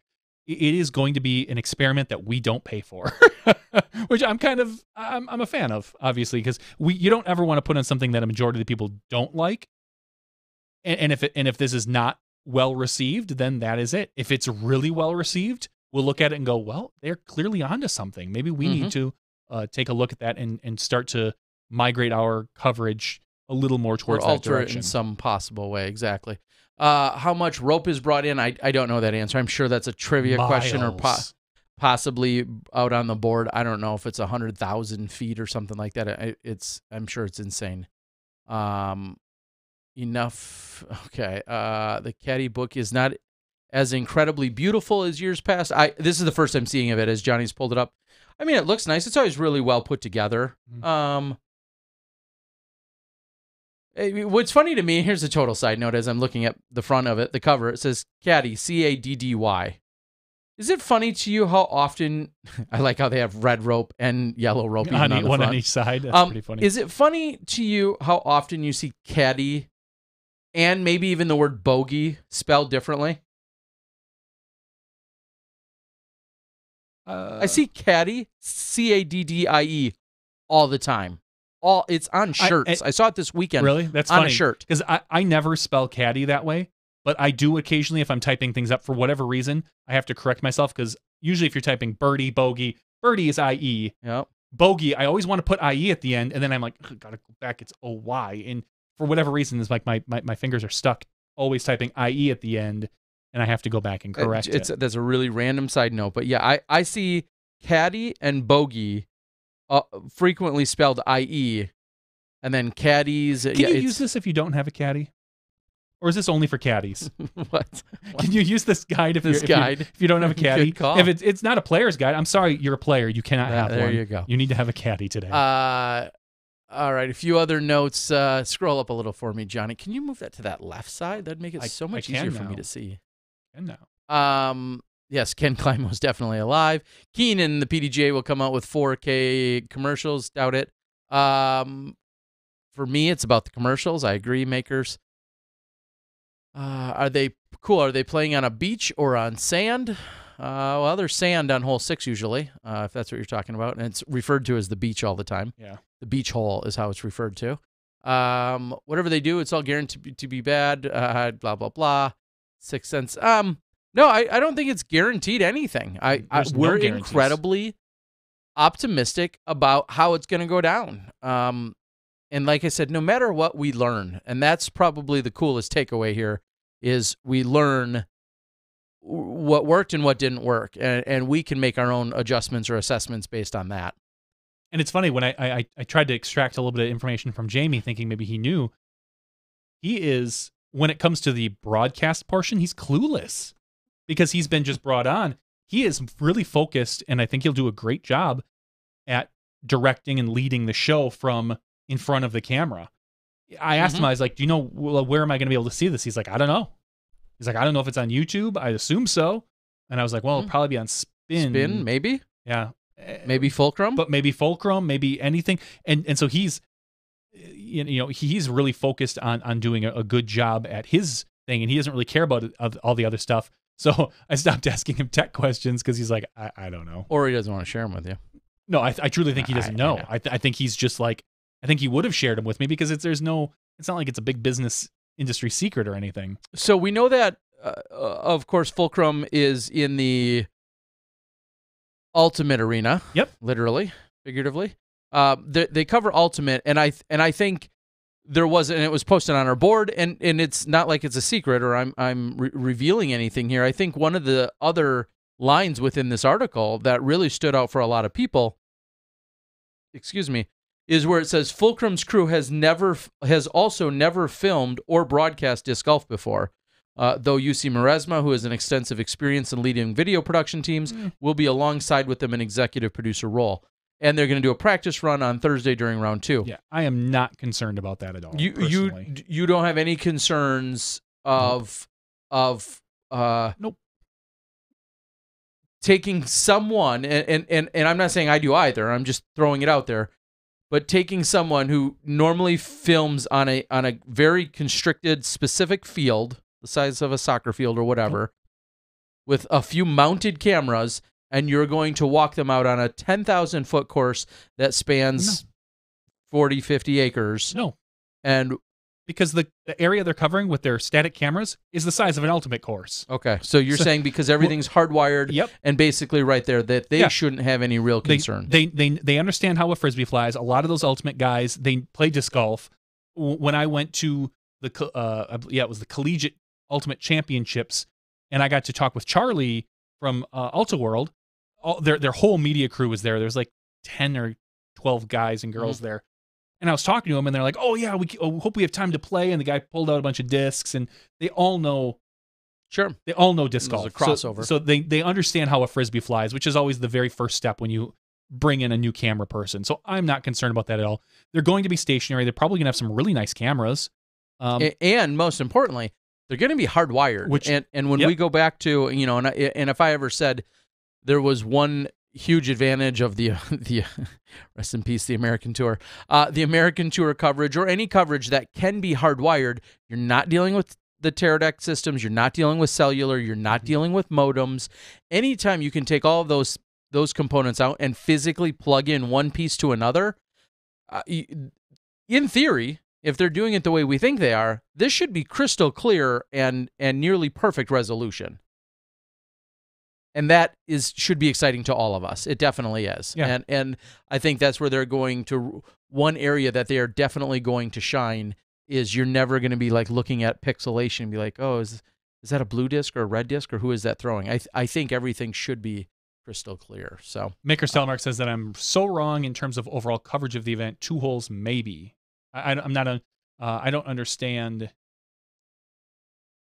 But because what I'm saying is that the area that they're covering with their static cameras, they're mounting up on 17, and they're going to have kind of a roving camera, which I think is probably still a wired camera that can just go, can be moved around a little bit more. Or it's going to be something like they're called a Teradek Bolt, which is a wireless transmission system that's point to point that can go up to like 1,000 or 2,000 feet, depending on the version you get. So you'll be able to have a point to point system there. So that they'll be able to kind of have someone to one person probably to wander the static cameras, which will get you again the upper part of the lake. So 1, 18, 17, 18, 2, and probably the T on 3. So that's what you're going to get with those static cameras, and that's why also probably the booth is there, because my guess is that they're going to have the same trailer or similar trailer that they have in between 18 and 3, where all their guys and gals are going to be. And that's why the booth is near there, so it can be run right to there. So, real quickly, DJ Kento says, big shout out to Tom and Courtney Elder and their company Authorize. Fantastic writers and graphic designers with a deep love for disc golf. What up, guys? I feel like that was a somewhat of a directed super chat. Very clever. I like it. Now, thank you guys for the super chat. DJ Kento. We appreciate it. Yes, check out Author Eyes out on Instagram and anywhere else that you can. I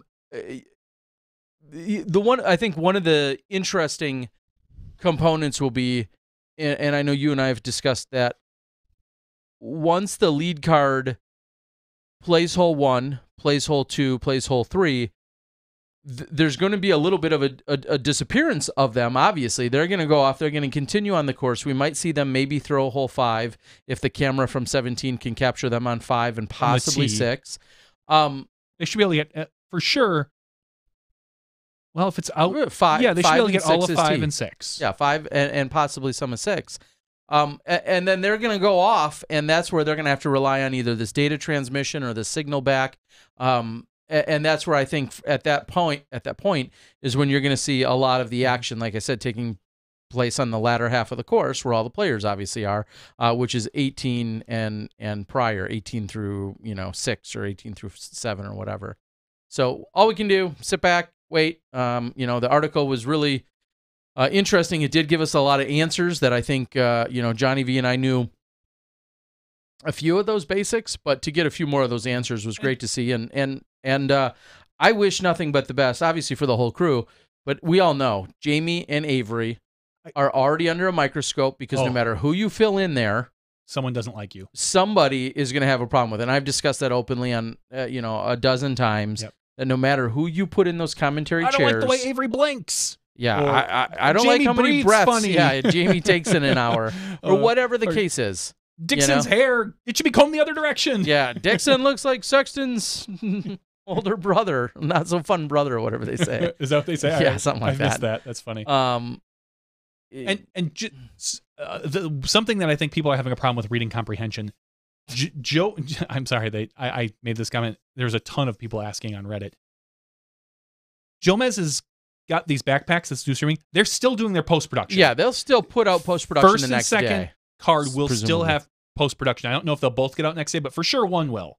They will still be doing post-production. The backpacks that they're going to be carrying are going to be for look-ins and checkouts, which, again, I will be very interested in because filming for live is way different than filming for post. if you ever watch our different stuff, roles and responsibilities. yeah, you see Jerry mount up for a catch or for a putt, get up and walk over somewhere else and plant down as fast as he can because he wants to get in position. With live, it's very difficult, which is why I'll be curious to see if they go to these cameras actual live or if they're going to stream that, cut it, and then play it as if it's live. Because when you're watching a PGA event, they might cut over the whole 5, like, oh, we're going to watch Dustin, whoever, tap in. That happened probably 3 minutes ago. And they got the video, quick cut it, put it into their whatever replay device they have, and then played it as if you were watching it live. They rarely are what you're seeing is truly live in a PGA thing. A lot of that stuff is cut together from minutes or before.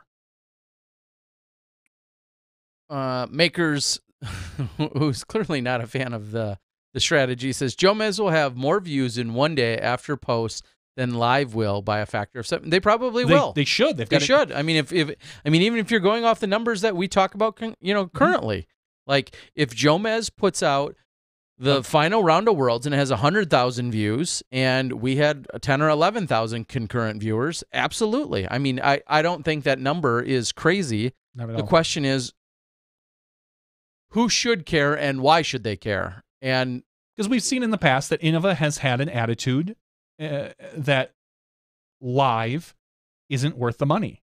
correct. That and we saw that after 2015 when we did it, 2016 and 2017, they were just kind of like, it's not worth the money. We don't feel like it.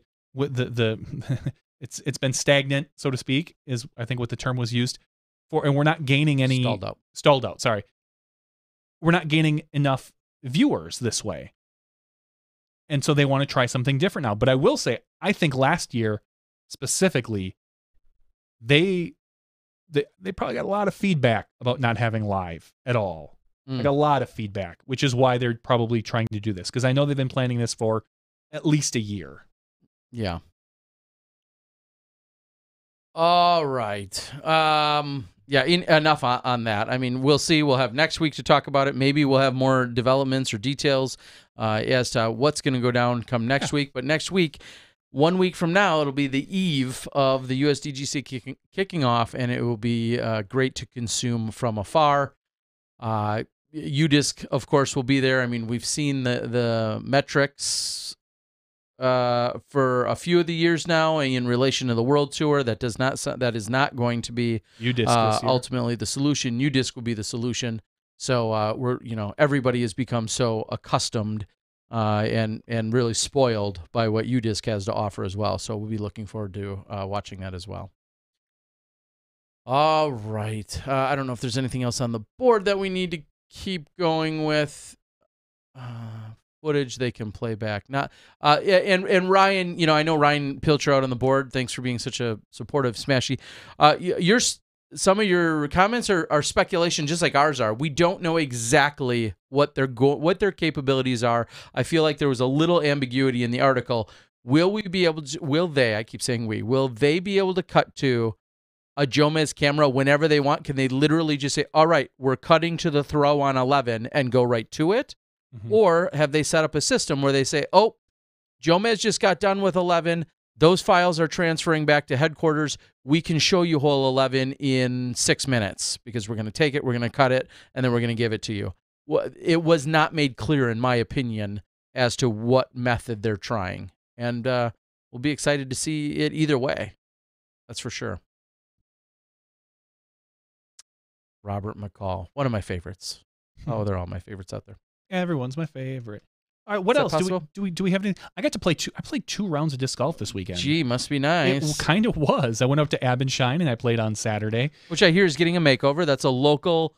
Is it Wisconsin, southern Milwaukee? I really like course. the way it is right now. Oh, I heard, and I think I saw a post on the Facebooks that they're developing like more fields of sorts, not just necessarily even baseball, but they're developing more stuff out there.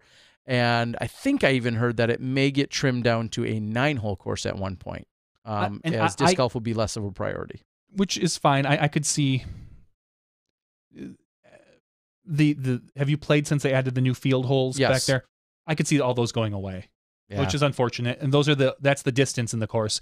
I went and played by myself on Saturday, and then because I kind of wanted to test out and see how bad the mosquitoes were before the next day when my son had a friend over, spent the night. I brought the two boys out there. We played. The first day I was out there, I played with some real brosufs. I got to they were looking for a disc on hole 11 or 12 or something. And I found it. I was like, oh, here it is. And both of them had a beer in their hand. They were younger guys, in the mid-20s, walking around 14. Yeah. And they're like, hey, man, you want to play with us? I'm like, sure, I guess. I got nowhere to be. And the next hole is like 480 or something. And I will say, I got off one of my better drives I've gotten off in a long time. I crushed it about it was over 400 feet because I had a little pitch up for the easy 3. And the guy throws it and he loses it. And I said, well, what are you looking for? He's like, oh, it's a greenish yellow disc. He's like, I forgot my discs. I found this one. I'm like, oh, cool. All right, whatever. And I walk up and he pulls it up and he shows it to me. It's a bar stamp buzz, a yellow-green bar stamp buzz. Nice. And I look at it and I don't take it out of his hand. I don't know if it's marked. Mm-hmm. And I go, that's a nice disc to find. And he goes, really? And I go, yeah. I mean, in brand new condition, you're looking at $100, beat up like it is. Yeah, maybe 15, 20, depending on how bad, it's beat up. I didn't throw it or anything. And he goes, seriously? Like $20? I'm like, yeah. And then they started arguing over who found it. Oh, jeez. And it was funny. And so I ended up letting him use one of my leopard, my Sandy Point Star Leopard, because the way he was throwing was just bad. And so he crushed a leopard. Perfect. Like for him, 200 and what feet straight ahead. He's like, wow, that's a really nice disc. I let him use a Star T-Bird, which was a 150 class. He really, really liked that one, but I wasn't giving that one up. So at the end of the round, I gave him the Star Leopard. I said, he's like, I'm going to go get one of those. I said, well, here, have mine. It was getting a little too beat for me anyway, where it wasn't performing the way I wanted to. And I have 2 or 3 down here. So I put one back in my bag. And it was kind of interesting playing with these guys who have zero clue about disc golf other than they like to go out and play. They don't know because they had no clue about SmashBoxx. The guy who's talking to me, he's like, so what do you do? I go, well, I'm a IT guy. He's like, yeah, how long you been playing? I'm like, I've been playing for like 20 plus years. And I'm like, I kind of do this side thing where we do disc golf broadcasting. He's like, really? I go, you ever watch disc golf on YouTube? He's like, no, man. I was like, all right, cool. Well, it's SmashBoxx and we do live. And then one of the guys works for a retirement company. He's like, does your company have a retirement thing? I go, nope, no, we don't. We need to make some money before we retire. But he tried to sell me on it. So it was fun and different and explaining to these guys how to throw. And, it's like one guy had like the Garrett Gurthie up under the arm. And I said, that only works for one guy I know. So Double G. It's interesting to go and meet new people because it's not a thing I get to do very often anymore. I hear you. I apologize. I'm gonna backtrack for just 2 seconds and say, with what tone do you read Eagle's Facebook status? Oh, I'm very honored to say that I'm 19th. Sarcastic. That I am the 19th. Here's verbatim. Eagle McMahon's Facebook status says, I am very honored to say that I am the 19th ranked disc golfer in the world. I think it's a little tongue-in-cheek and a little sarcastic. Okay. Just because we know he is everybody knows he's better than the 19th person in the world. He's arguably a top 5 player. Of course. Period. Of course. Just that the stats haven't caught up with him. And as we discussed earlier, those USDGC and Worlds are anchors. It's like when you have your ratings and you've got those 920 ratings, or for some of us, 890 or 880 rated rounds, and a couple of rounds are like 950, 960, and all you're thinking is like, I can't wait till I get rid of these 2 rounds off my rating. I'm going to shoot up. That's what Eagle is right now, and I think that's a little sarcastic, a little tongue-in-cheek, and I'm sure he understands. I know, and it's hilarious to say, or to read some of the then comments, and I'm not even going to read them all, but Paul Macbeth, no surprise, one of the more humorous comments comes in with Eagle. He says it as Eagle, view more McMahon, as in you have to click on the link to then find his name.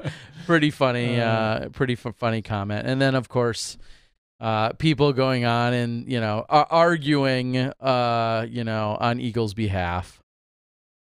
Yeah, as everyone's saying, he's literally just had his license less than a year. He knows. He's not. Yeah, no, I think he knows. The funny part is I don't think others know. Somebody could take that wrong if they don't understand Eagle or don't understand the situation. Yeah, no, man, you're so much better than that. And you do see that on some of his posts, like, dude, of course. I know you're like a top 5 player. I know, there's like you and this guy, and you're so much better than so and so. Anyway, I had just seen that post. I just saw that post for the first time. I saw it earlier today when he posted it. Pretty funny. All right. Real quick, and I think this is officially old news, but I'll say on part of my long journey home from Michigan this weekend, and knowing that there was plenty of chatter around it, I don't want to say I've subjected myself because that carries a negative connotation. I, however, did download and decided to consume the Joe Rogan Experience podcast, specifically with Elon Musk. I haven't listened to that. I'm a big fan of Elon Musk and what he's done. I don't necessarily think in the last couple months he's been the best public face for his companies, at least for Tesla, but he's a rock star. That's what he is. He's a CEO rock star. And what I really took from it, and again, of course, there's a lot of conversation around it because Elon Musk was smoking the weeds. I believe it's way near the end for those that care, which was not the reason. Like you, I mean, I was certainly intrigued. He doesn't do a lot of these, really long, in-depth interviews. And Joe Rogan, and I know everybody's gonna immediately start jumping on. So Joe Rogan's the best. Joe Rogan's so great. I've heard that for many years. I just don't have a lot of time to consume podcasts, so occasionally I'll go out and grab one. And this one was talked about quite a bit, which is why I grabbed it. I will say, whether you're a fan of Joe Rogan or not, I don't know if that mattered. And I'm indifferent. That interview, if you could only listen to one interview ever, to me, that interview proves that he is a very talented host and interviewer. For sure. And aside from, I mean, obviously they talked about a lot of really to me interesting topics, some of which I could have glossed over or whatever. That's what I took away. And I've said this before. I watch YouTube, or if I do watch a disc golf video, it's not because I care about who threw what where. It's because I care about who did what editing or some other technical component. Well, same idea here. I listened in and watched a little bit of it, which is funny because they stream it live on YouTube while it's happening, obviously, hence being live. But they stream it live on YouTube and then obviously put it out in podcast format. So, I mean, they pretty much copy our formula. And I don't know. I don't know if I have really much of a point. I think you'd find it interesting. Yeah, I do want to listen to that. And from what I've heard from Joe Rogan in general, I can give or take anything he says, any particular subject. There's about 40% of the stuff I really agree with, and 60% of the stuff I shake my head and go, this particular thing, I think you're a little uninformed, or you're looking at it wrong. But that's anybody's particular politics or vision or sight. You're right, though. He's a very talented and skilled interviewer. And, he really is. And of course, it helps when you have somebody that's engaging. You and I have both had the podcasts where we want to talk to somebody and they are not giving you anything, and it can be a drag. Yeah, and I feel like Joe specifically has what feels like a very wide, worldly, and maybe worldly is not necessarily the right word. He is very well-rounded and has a lot of real world experience. It seems like I don't know exactly his degree of education, which I don't think really matters in this case. Anyway, that's my takeaway. I found it interesting, and just like that, our board has lit up with some people claiming he's a dumbass to all the way to saying he's my favorite podcaster and everything in between. So, anyway, that was it. I thought it was interesting. And call me silly, but I'll do, I'm sure as others do, I sometimes flip through any given podcast and I look at who the guest is. And depending who they are and what I know about them, that's when I'll download it, when clearly I'm glossing over plenty of really better you should do the opposite. Which you should do the opposite. Exactly. As everyone says. It's like politics, listen to the other side as opposed to maybe what yours is. And because all I think is like, okay, and I'll probably go listen to Elon Musk, but there's probably not a lot I'm going to gloss from it, considering I follow and know already a ton about him and what he's doing and what he's done. And a lot of his views he's very open about. So that type of stuff, it's like you will gain far less than I did from that interview, because I'm not as they say, in the know. Living in your own bubble. It's like, great, I can reaffirm my viewpoint as much as I want, especially you do that things on Facebook and stuff. I would rather, and I don't do it enough, but I the WTF podcast, things like that, go to someone like, oh, I've never heard of this person. Sure. And then you're like, oh, this is a bit actor out of Britain, or hey, this guy is a plumber from New Jersey who saved a cat or something weird, and you're just like, oh, that's kind of interesting, and maybe you learn all about something new. That's the way I would like to do it. I don't always do that. I think I've said it before. The Dax Shepard podcast is Armchair Expert. I've been listening to that all week. They're doing an entire The Good Place week. So Ted Danson was on Monday, and I'm a big Ted Danson fan. I always have been since Cheers. And today was Darcy something or other, who plays the robot. Okay. And I'm looking forward to the rest of the week. And clearly it's really easy for him because his wife is on the show. So I'm excited because The Good Place comes back this week, I think on Thursday. Must see TV. Thursday, must see TV. So I'll probably just buy the season on Amazon for like $12 or $15, and then when it comes out, I'll watch it when I get the chance with my wife. Ain't got time for live. No, who's got time for that? Come on, all those commercials and people talking. All right, I think we can cut it. You guys can get all fired up about who your favorite podcast. Maybe some night in an after show we could talk specifically about podcasts. I think that would be a really good, interesting. I'd love to hear more from out there. I don't get around to doing it, and rarely. I think that's one place I could maybe get a little bit more caught up on my flights and on the rare times when I drive places as well. This weekend, 5 hours, each way to Michigan and back. I was able to consume some of that when I'm not getting caught up on phone calls, which is... I just subscribed to a new one called Sysadmin today. All about system admins for computers. Wow, that sounds super exciting. I haven't even listened to one episode, but someone recommended it, so I figured I'd give it a try. There you go. All right, Smashies. Thank you guys. Oh, we have another giveaway.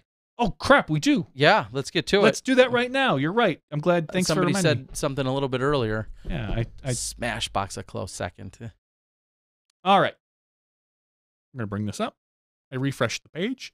All right, this is our second giveaway of the night, so we'll take the second number. This is the disc member giveaway. So once again, patreon.com/SmashBoxxTV. For any amount that you decide to donate or give to us, contribute, pledge, you get your name put in here. So we're going to do the second number. First number is 87. Second number is 148. So it's going to be, again, one of our early ones, but it is 148. Oh, look at that. I already had it. It was right next to him. Edwin Silvera. So congratulations, Edwin. I don't recognize your name, so I'm happy that we get to send you that disc member package. Once I get it in the mail, I'll give it to Terry. Terry will turn around and ship it out to you. All right, there you go. And I think tomorrow or the next day, we're going to probably see me get caught up. I think I've got about 2 or 3 now that I'm home for a couple of weeks, I'll be able to get these out, including the one that I gave away here tonight as well in terms of the MVP disc. All right, we're going to call it. It's been a good time tonight. Thank you guys for joining us. As always, good to see you, Big Putt Bill Sherman out there in California. Said he got his supporter pack, which included a towel and some other stuff from me. I appreciate the support, Bill. I reached out to Rick Cushane, our cameraman and graphic guy, and I said, hey, Rick, let's get on that 2018 Patreon supporter disc. Let's change the number from 2017 to 2018. Yeah. And he said, that's it? I said, I think that's okay. Maybe we'll do a cool design every 2 years. And he's like, I think I can do something better. All right. So as soon as he sends me something, then we approve it. We're going to get those shipped out and turned around to you guys. I'd like to start shipping them out hopefully by mid-October. Wow, that's a pretty aggressive. Well, we have to get them ordered. I'd like to get them ordered from wherever we're ordering them from by mid-October. Yeah, first things first here. Hodel says, Paige is awesome, and she loves you guys. Well, we love Paige, and We do. we thank her, along with Jay Redding. Go out, find Disc Golf United, and support what Jay was talking about earlier, where you can pledge money that goes to nonprofit organizations that are related to disc golf based on how people are playing at the USDGC. It's a great program. Johnny V and I both already signed up tonight, and of course, we encourage you to make sure that you do the same. So, all right, ladies and gentlemen, for Johnny V, Terry Miller, the Disc Golf Guy, that's Smashbox Podcast 214 After Show. Next week, we'll have some other very special guests to be determined as we are on the eve of the 2018 Disc Golf Championships, United States Disc Golf Championships at Rock Hill. We'll see you next week when you step inside the Smashbox.